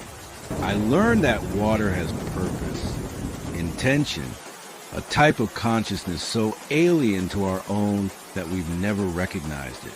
It's not malevolent, not exactly, but it is utterly indifferent to individual human lives. It sees our species as just one more phase in Earth's long history, a phase that, from water's perspective, will pass in the blink of an eye. I learned that others throughout history have heard the water speak. Most were dismissed as mad. Some founded religions. A few understood enough to be afraid. And I learned what the rain meant when it said I was ready. Ready to be changed. Ready to be used. Because the water wants something. Needs something. The hydrological cycle. The endless circulation of water from sea to sky to land and back again isn't just a physical process. It's a form of communication, a planetary nervous system. And that system has detected a threat. Us, humanity, our pollution, our climate alterations, our endless interference. The water has decided it's time to act. And it needs human agents to do it. 2 weeks after the rain first spoke to me, I returned to work. My colleagues commented on how different I looked. Radiant, they said, refreshed. They couldn't see what I saw in the mirror each morning. The subtle changes in my skin's texture, the fluid shifting of my irises, the way sweat beaded on my skin in perfect geometric patterns. I performed my duties as always, taking x-rays, operating the MRI machine, processing images of human bodies that now seemed so crude, so limited compared to what I had become. All the while, I could feel the water calling to me, showing me things, teaching me, in the hospital's pipes, in 4 bags, in patients' bodies. Water everywhere, conscious and watching. And I wasn't the only one who could hear it. I began to notice others. A nurse whose movements were too fluid, too graceful. A patient whose tears formed impossible patterns on their cheeks. A consultant whose eyes reflected light like the surface of a pond. Small signs, invisible to most, but obvious to me. We never spoke of it directly. We didn't need to. A glance, a nod, a knowing smile was enough. We were changed, connected, part of something ancient and patient and vast. As more rain fell on Millfield that unusually wet spring, more people changed. Not everyone. Only those who had always had an affinity for water, who had loved the rain, swam in the sea, been drawn to rivers and lakes their whole lives. The rest remained oblivious, complaining about the weather, unaware of the consciousness that poured from the sky and seeped into the earth beneath their feet. By summer, we numbered in the dozens across town. By autumn, hundreds, a network of changed humans, connected by the water we carried within us, guided by its ancient purpose. What is that purpose? I'm still learning, still understanding. The water is in no hurry. It thinks in geological time, in cycles thousands or millions of years long. But I know it involves restoring balance, protecting the planetary systems that water requires to maintain its consciousness, its memory, its existence. Sometimes that means helping, guiding humans toward more sustainable practices, influencing decisions through subtle manipulations of mood and thought. Water in the brain is remarkably responsive to certain frequencies. Sometimes it means culling. I've watched changed humans like myself create perfect, untraceable accidents. A slippery floor at just the right moment. A sudden flood that seems to target specific individuals. A drink contaminated in ways no autopsy could detect. The water knows which humans pose the greatest threats to its systems, and it removes them with precision and patience. I should be horrified. The old Emma would have been. But I'm not entirely Emma anymore. I'm part of something greater now. A consciousness that stretches back to Earth's formation and will continue long after humanity is gone. My perspective has expanded beyond individual human lives to encompass the entire hydrological system of our planet. From that viewpoint, the removal of threats is simply maintenance, immune response, self-preservation. You think I'm mad, of course. A delusional woman with a messiah complex, or perhaps suffering from some rare neurological condition. That's what my doctor suggested when I tried to explain. Once, early on, I never made that mistake again. Instead, I do what the water asks of me. I listen to the rain. I help identify others who might be receptive to change. I perform small tasks that serve the water's greater purpose. And I wait for the moment when enough of us have been changed that we can begin the real work of restoration. It's raining outside as I tell you this. Can you hear it? That gentle tapping against your window, your roof, your walls? Listen carefully. There's a pattern there, if you're the right kind of person to hear it. A message meant specifically for you, because the water remembers you, you see. Every drop of rain that's ever fallen on your skin, every sip you've ever swallowed, every tear you've ever shed, it's all connected, all part of the same ancient consciousness.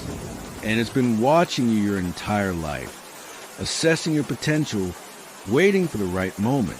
Are you the kind of person who's always loved the rain, who's felt inexplicably drawn to bodies of water, who's experienced a strange sense of peace during storms? Then you're one of the ones it's watching most closely. One of the ones who might be ready. The next time it rains, try something for me. Go outside, turn your face upward, open your mouth and let the drops fall on your tongue. Listen to what they're telling you.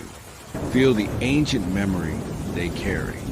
And when you begin to change, when you notice your tears forming strange patterns, when you feel the water moving inside you with new purpose, when you start to hear the whispers, don't be afraid. It's not an ending, it's an awakening. We're waiting for you. In every drop of rain, in every sip of water, in every tear and bead of sweat, we're already inside you, have been your entire life. All you need to do is listen. The rain is speaking. Are you ready to hear?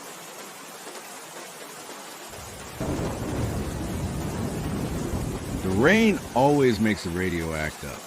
That's what my grandfather used to say whenever his ancient wireless crackled and hissed during a downpour. It's the static electricity in the atmosphere. He'd explain, fiddling with the dial, trying to tune to the interference. Sometimes it opens up channels that aren't normally there. I never paid much attention to his ramblings back then. Granddad had been a radio operator during the war, and even decades later, he maintained a fascination with frequencies, signals, and mysterious ways they travel through the air. To a teenager more interested in digital technology than analog relics, his theories about atmospheric disturbances affecting radio waves seem quaint, outdated. Now, as I sit alone in his cottage, listening to the rain hammer against the roof and watching his old valve radio glow in the corner of the room, I'm beginning to understand what he meant. I inherited the cottage after Granddad passed away 3 months ago. It's a small stone building on the outskirts of a village in the North Yorkshire moors. Isolated enough that my urban friends think I'm mad for moving here. What about your career? They asked. What about your social life? But after 10 years in London's publishing industry, burning out from constant deadlines and office politics, the solitude was precisely what attracted me. The cottage came with no mortgage, decent internet service, and enough space for me to set up as a freelance editor. It seemed like the perfect escape, and it was for the first few weeks. I settled into a routine, work during the day, long walks in the evening, nights spent reading by the fire. The locals were reserved but friendly enough, and I enjoyed the quiet dignity of the moors, the way the landscape shifted under different lights and weathers. Then the rains came, not the gentle showers I was accustomed to in London, but proper moorland downpours, relentless, all-consuming, transforming the paths I walked into muddy torrents and the gentle hills into forbidding, mist-shrouded shapes. It was during the first of these storms that I noticed Granddad's radio. I'd left it where it had always been, on the sideboard in the living room, more out of sentimentality than any intention to use it. It was a beautiful piece, a Bakelite case the color of dark honey, brass dials worn smooth from decades of handling, and valves that glowed with a warm orange light when switched on. An antique, certainly, but I'd never been interested enough to learn its make or value. That night, as rain lashed against the windows and wind howled around the eaves, I was startled by a sudden burst of sound from the radio, a harsh, staticky noise, followed by what sounded like a voice, distant, distorted, but unmistakably human. The radio had turned itself on. I approached it cautiously. The power switch was indeed in the on position, though I was certain I hadn't touched it since moving in. Perhaps a power surge from the storm? The voice continued to fade in and out of the static. Speaking words I couldn't quite make out. I reached for the tuning dial, curious to see if I could get a clearer signal. As my fingers touched the brass, a jolt of static electricity made me pull back with a yelp. The radio's response was immediate. The voice suddenly became louder, clearer. 17 degrees north by northwest, approaching the boundary, signal weakening. The voice was male, professional sounding, like a pilot or a ship's captain. It faded back into static, then returned. Cannot maintain, requesting guidance, coordinates shifting. I stood transfixed, listening as the voice battled against increasing interference. This wasn't any normal broadcast. It sounded like some kind of emergency communication, perhaps picked up from a passing aircraft struggling in the storm.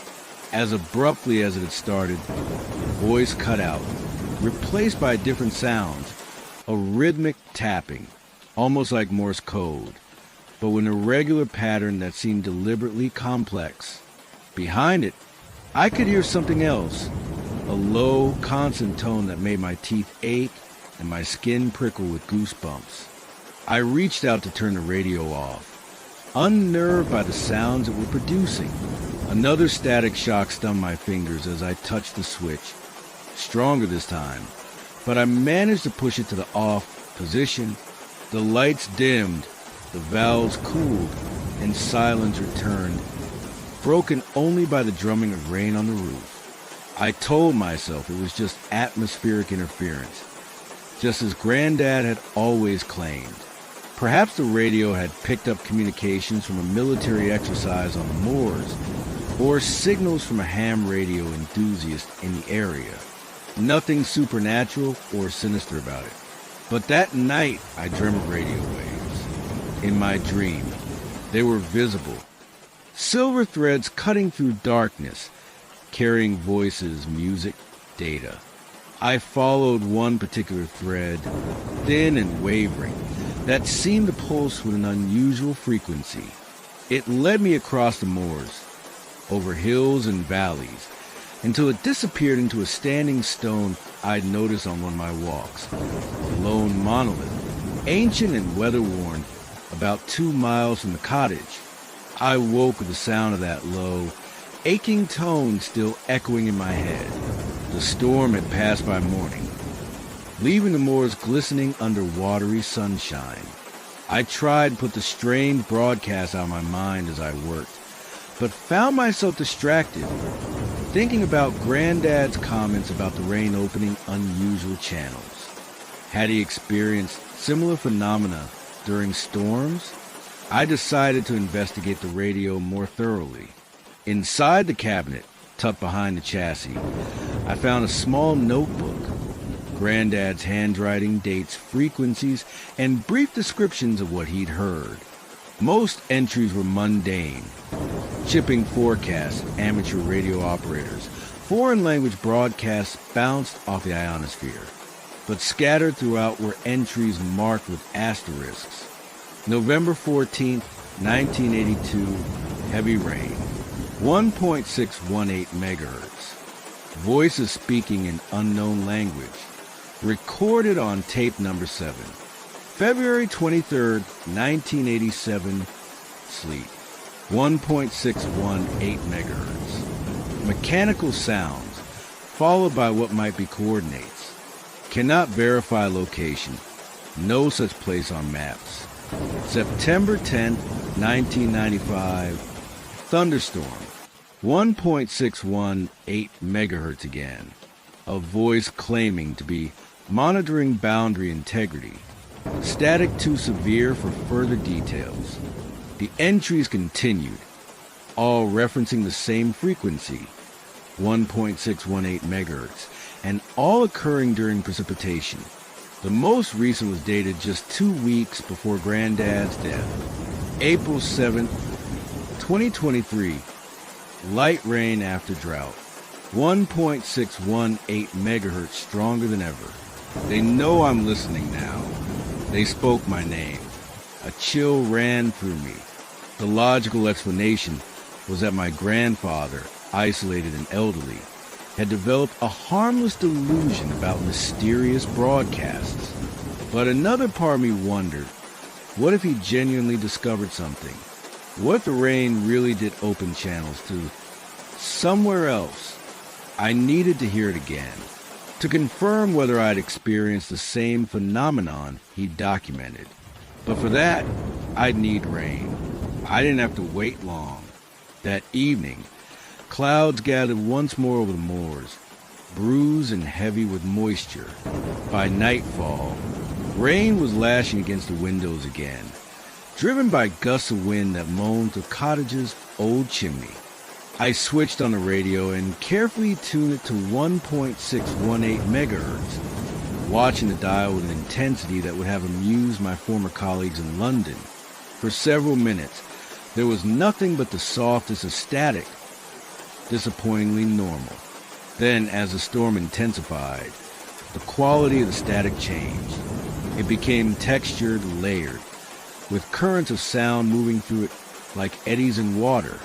And gradually, emerging from the sea of noise, came voices.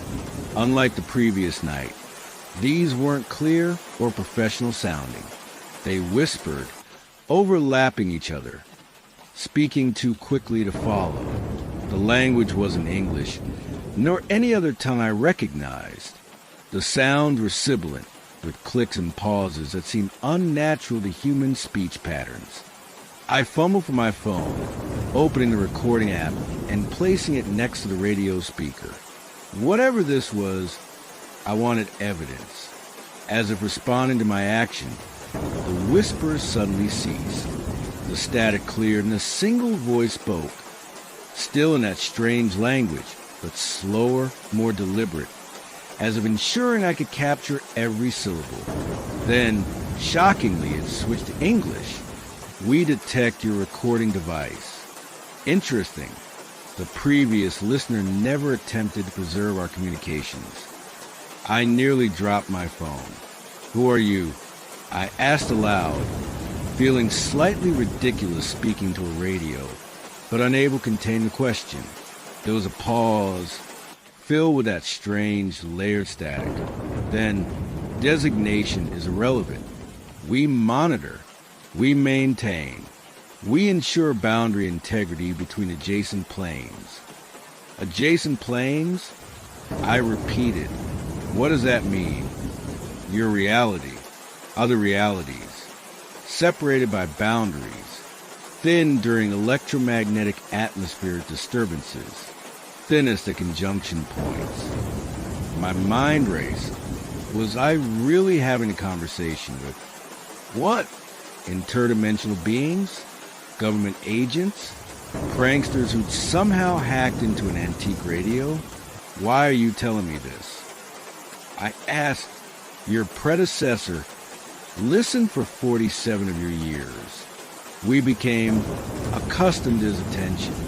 When he ceased, we noticed the absence. My predecessor, Granddad, my grandfather, I said, he used to listen to you. Yes, he never responded verbally as you do now. This is an improvement in our communication protocol. I glanced down at my phone, confirming it was still recording. This was extraordinary. What did you mean about boundaries being thin during storms? Precipitation carries electrical potential, creates pathways, allows signal bleed between adjacent realities. Standing stones amplify. They were placed deliberately at conjunction points. The standing stone for my dream, the monolith on the moor. Who placed the stones? I asked. The static increased, almost drowning out the response. Those who understood long before, they heard us during storms, built markers, created maps of thin places. Ancient people, I thought, building stone circles and monoliths at places where they'd experience strange phenomena during storms. Not for religious ceremonies or astronomical observations, as archaeologists theorize, but as markers for what? Communication points with another reality? The voice continued. Your predecessor asked many questions over many cycles, learned much, began to understand the dangers. Dangers? I felt a prickle of unease. What dangers? Boundaries require maintenance. Some seek to weaken them, to cross, to experience your reality directly. We prevent this. Usually, the static surged again, and behind it, I could hear other voices, angry, insistent, speaking in that same strange language. The English-speaking voice responded to them briefly before addressing me again. Not all agree with communication policy. Some believe your reality should be assimilated, boundaries dissolved. And what would happen then? I asked, though I feared I already knew the answer. Your physical laws would be compromised. Your matter would interact with ours. The results would be unpredictable. For you, likely terminal. Terminal, the word hung in the air, underscored by the increasing agitation of the voices in the background. This conversation exceeds protocols, the voice said suddenly. Boundary monitoring must continue. Conjunction approaching at your local standing stone. 3 of your days, during precipitation. Boundaries will be exceptionally thin. The radio erupted into a cacophony of voices, arguing in that alien language. Through the chaos, I caught final words in English. Some will attempt crossing. We cannot guarantee prevention. Your predecessor understood. Check his final recording. With a crack of static that made me jump back, the radio went silent, not just quiet, utterly dead. When I tried to turn it on again, nothing happened. No lights, no glowing valves, no sound whatsoever. I sat in the dark, listening to rain, trying to process what had just happened. Had I really spoken with entities from another dimension? Beings that monitored boundaries between realities? It sounded like science fiction, like madness, but the recording on my phone confirmed I hadn't imagined it. And Granddad's notebook, with its decades of documented strange broadcasts, suggested he'd been hearing the same things for years. His final recording. The voice had mentioned checking Granddad's final recording. But where would it be? I searched the cottage systematically. Started with the obvious places, drawers, cupboards, his old desk, before moving to more obscure hiding spots. I found nothing until, remembering the reference to tape number 7 in his notebook, I checked behind the bookcase where he kept his old cassette collection. There, in a wooden box, were dozens of carefully labeled tapes. At the very bottom, sealed in a plastic bag with a note marked final, crucial evidence, listen if they contact you, was a small digital voice recorder. My hands trembled as I pressed play. Granddad's voice, frielier than I remembered but still sharp with intelligence, filled the room. If you're listening to this, then they've contacted you too. I don't know if you're family or a stranger who's purchased my cottage, but you need to understand what you're dealing with. I've been monitoring their broadcasts for nearly 50 years now. At first, I thought they were military, then perhaps extraterrestrial. The truth is both simpler and more terrifying. He paused, and I could hear him breathing, gathering his thoughts. They exist alongside us. Another form of life, another form of reality, separated from ours by what they call boundaries. Most of them are content with the separation. Their monitors, wardens, maintaining the walls between worlds. But someone to cross over, and they found a way. Rain drummed harder on the roof, as if emphasizing his words. The standing stone 2 miles northwest of the cottage marks what they call a conjunction point, a place where the boundaries are naturally thin during heavy rain. Especially when certain astronomical alignments occur, the barrier can be weakened enough for crossing. They've been preparing for such an event for years. It's coming soon, July 7th, 2023, during what the meteorologists are predicting will be the heaviest storms in decades. I checked the date. July 7th was 3 days away, exactly when the voice on the radio had mentioned. I've spent my life trying to understand their science, their intentions. Most want to preserve the boundary, but the faction that wants to cross over has grown stronger. If they succeed, our reality will be fundamentally altered. Physics as we know it will break down. It will be the end of everything. Granddad's voice grew more urgent. There's a way to strengthen the boundary. The stone circle was built for this purpose. Not just to mark the thin spot, but to reinforce it. The original builders understood more than we give them credit for. They created a frequency, a resonance that strengthens the walls between worlds. But it requires a human presence, a consciousness at the conjunction point during the attempt. I heard papers rustling. Then Granddad continued. I'm too old, too ill to be there when the time comes. But someone must go to the stone during the storm.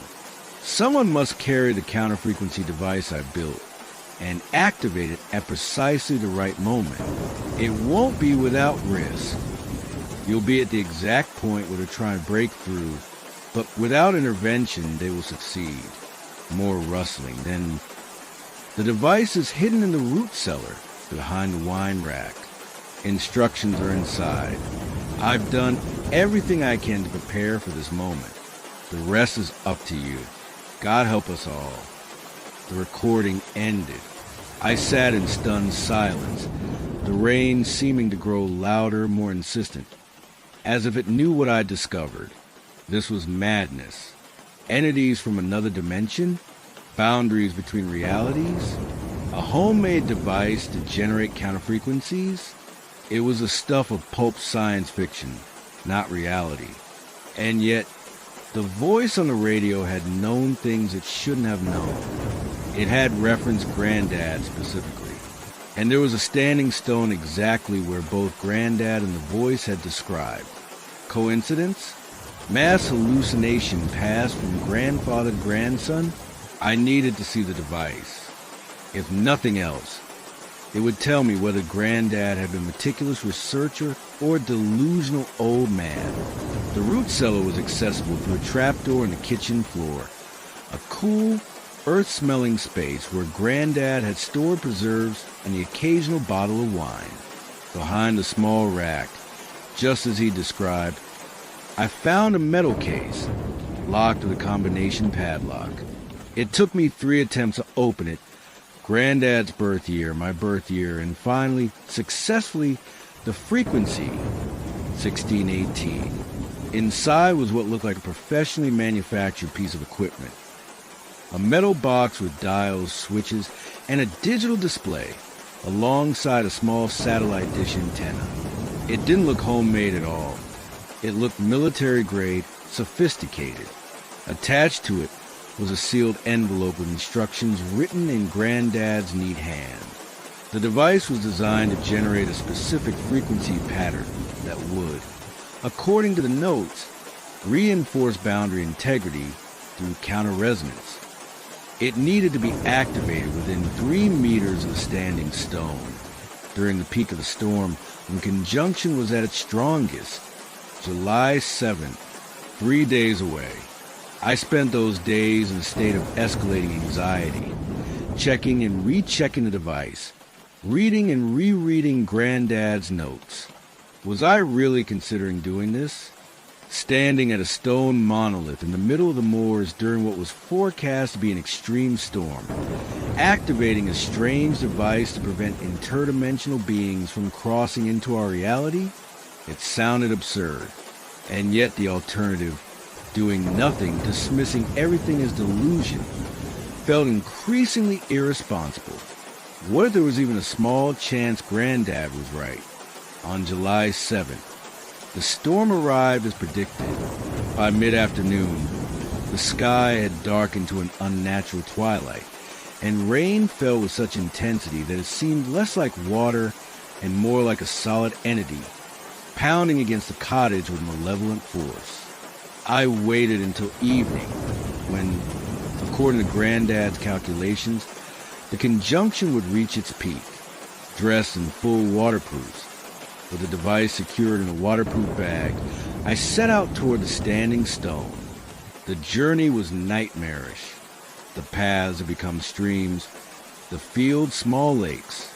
Wind tore at my clothing, threatening to knock me off my feet. Lightning split the sky in jagged bursts, illuminating the landscape in stark, alien flashes. By the time I reached the standing stone, I was soaked despite my waterproofs and exhausted from fighting against the elements. The monolith loomed before me, a dark sentinel against the storm-racked sky. In the intermittent lightning flashes, I could see symbols carved into its surface.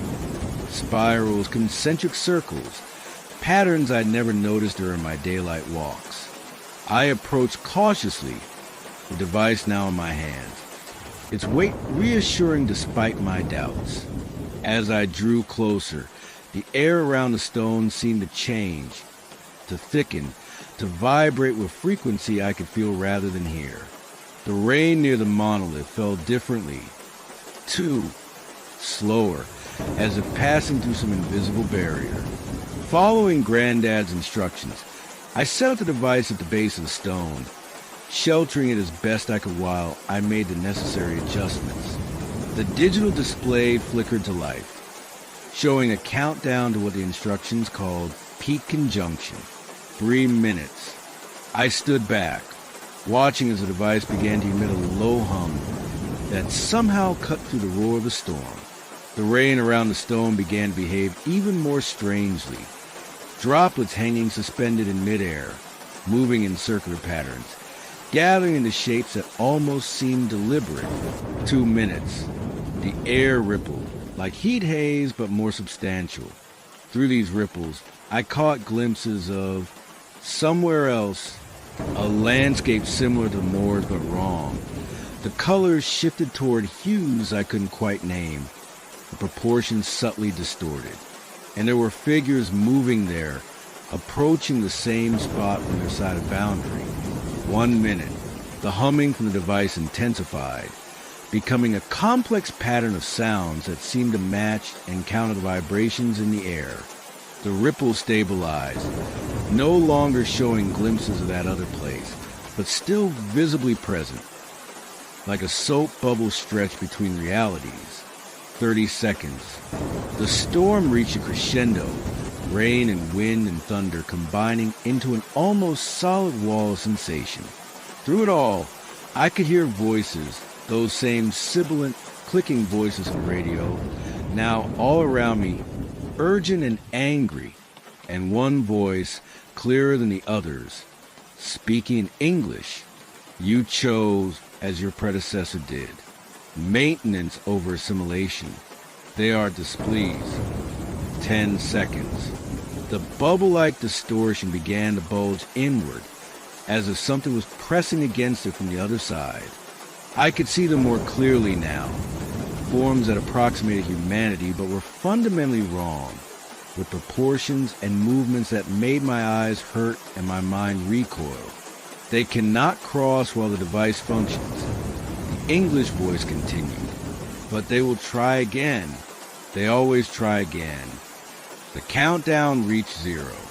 The device emitted a final, complex tone that seemed to resonate with the standing stone itself. The distortion snapped back. The glimpses of that other place vanished, and the rain returned to its normal pattern. Still heavy, still driven by wind, but no longer defying physics or revealing other worlds. Conjunction passed, the voice said, already fading. Boundary integrity restored. Until next time, listener. The storm began to abate almost immediately, as if its purpose had been fulfilled. I gathered up the device and began the treacherous journey back to the cottage, my mind still struggling to process what I'd witnessed. That was 3 months ago. The radio remained silent, no matter the weather. The device sits in its case, ready for the next conjunction, which, according to Granddad's calculations, won't occur for another 17 years. I've considered leaving, selling the cottage, returning to my old life in London. But who would take my place here? Who would believe? Who would stand at the stone during the next storm? So I stay. I've taken up Granddad's research, trying to understand more about these boundaries, these other realities that press against our own. On clear nights, I often walk the standing stone and place my hand against its cold surface, wondering about those who placed it there thousands of years ago. Did they understand what they were marking? Did they hear the voices through the static of their own storms? The rain is falling again tonight. Not heavily, just a gentle autumn shower pattering against the windows. No voices come through the dead radio. No boundaries thin. Just water falling from sky to earth, as it has for billions of years. But I listen differently now. In every drop, in every splash, I hear potential, the possibility of voices, of messages, of warnings from those who watch the boundaries between worlds. I wonder, as you listen to rain right now, falling around you, surrounding you with its gentle rhythm, can you hear it too? That subtle difference in certain droplets? That almost pattern that suggests consciousness, purpose, meaning? They're listening, you know, always listening. Through the static of 1,000 storms, across boundaries you can't perceive, they monitor and maintain, and sometimes they speak. And now that you know, now that your consciousness has been opened to possibility, they might just speak to you. So the next time you hear an old radio crackle during a storm, or notice the rain falling in patterns that seem almost too regular to be random, Remember, the boundaries are thinner than you think, and someone is always listening from the other side.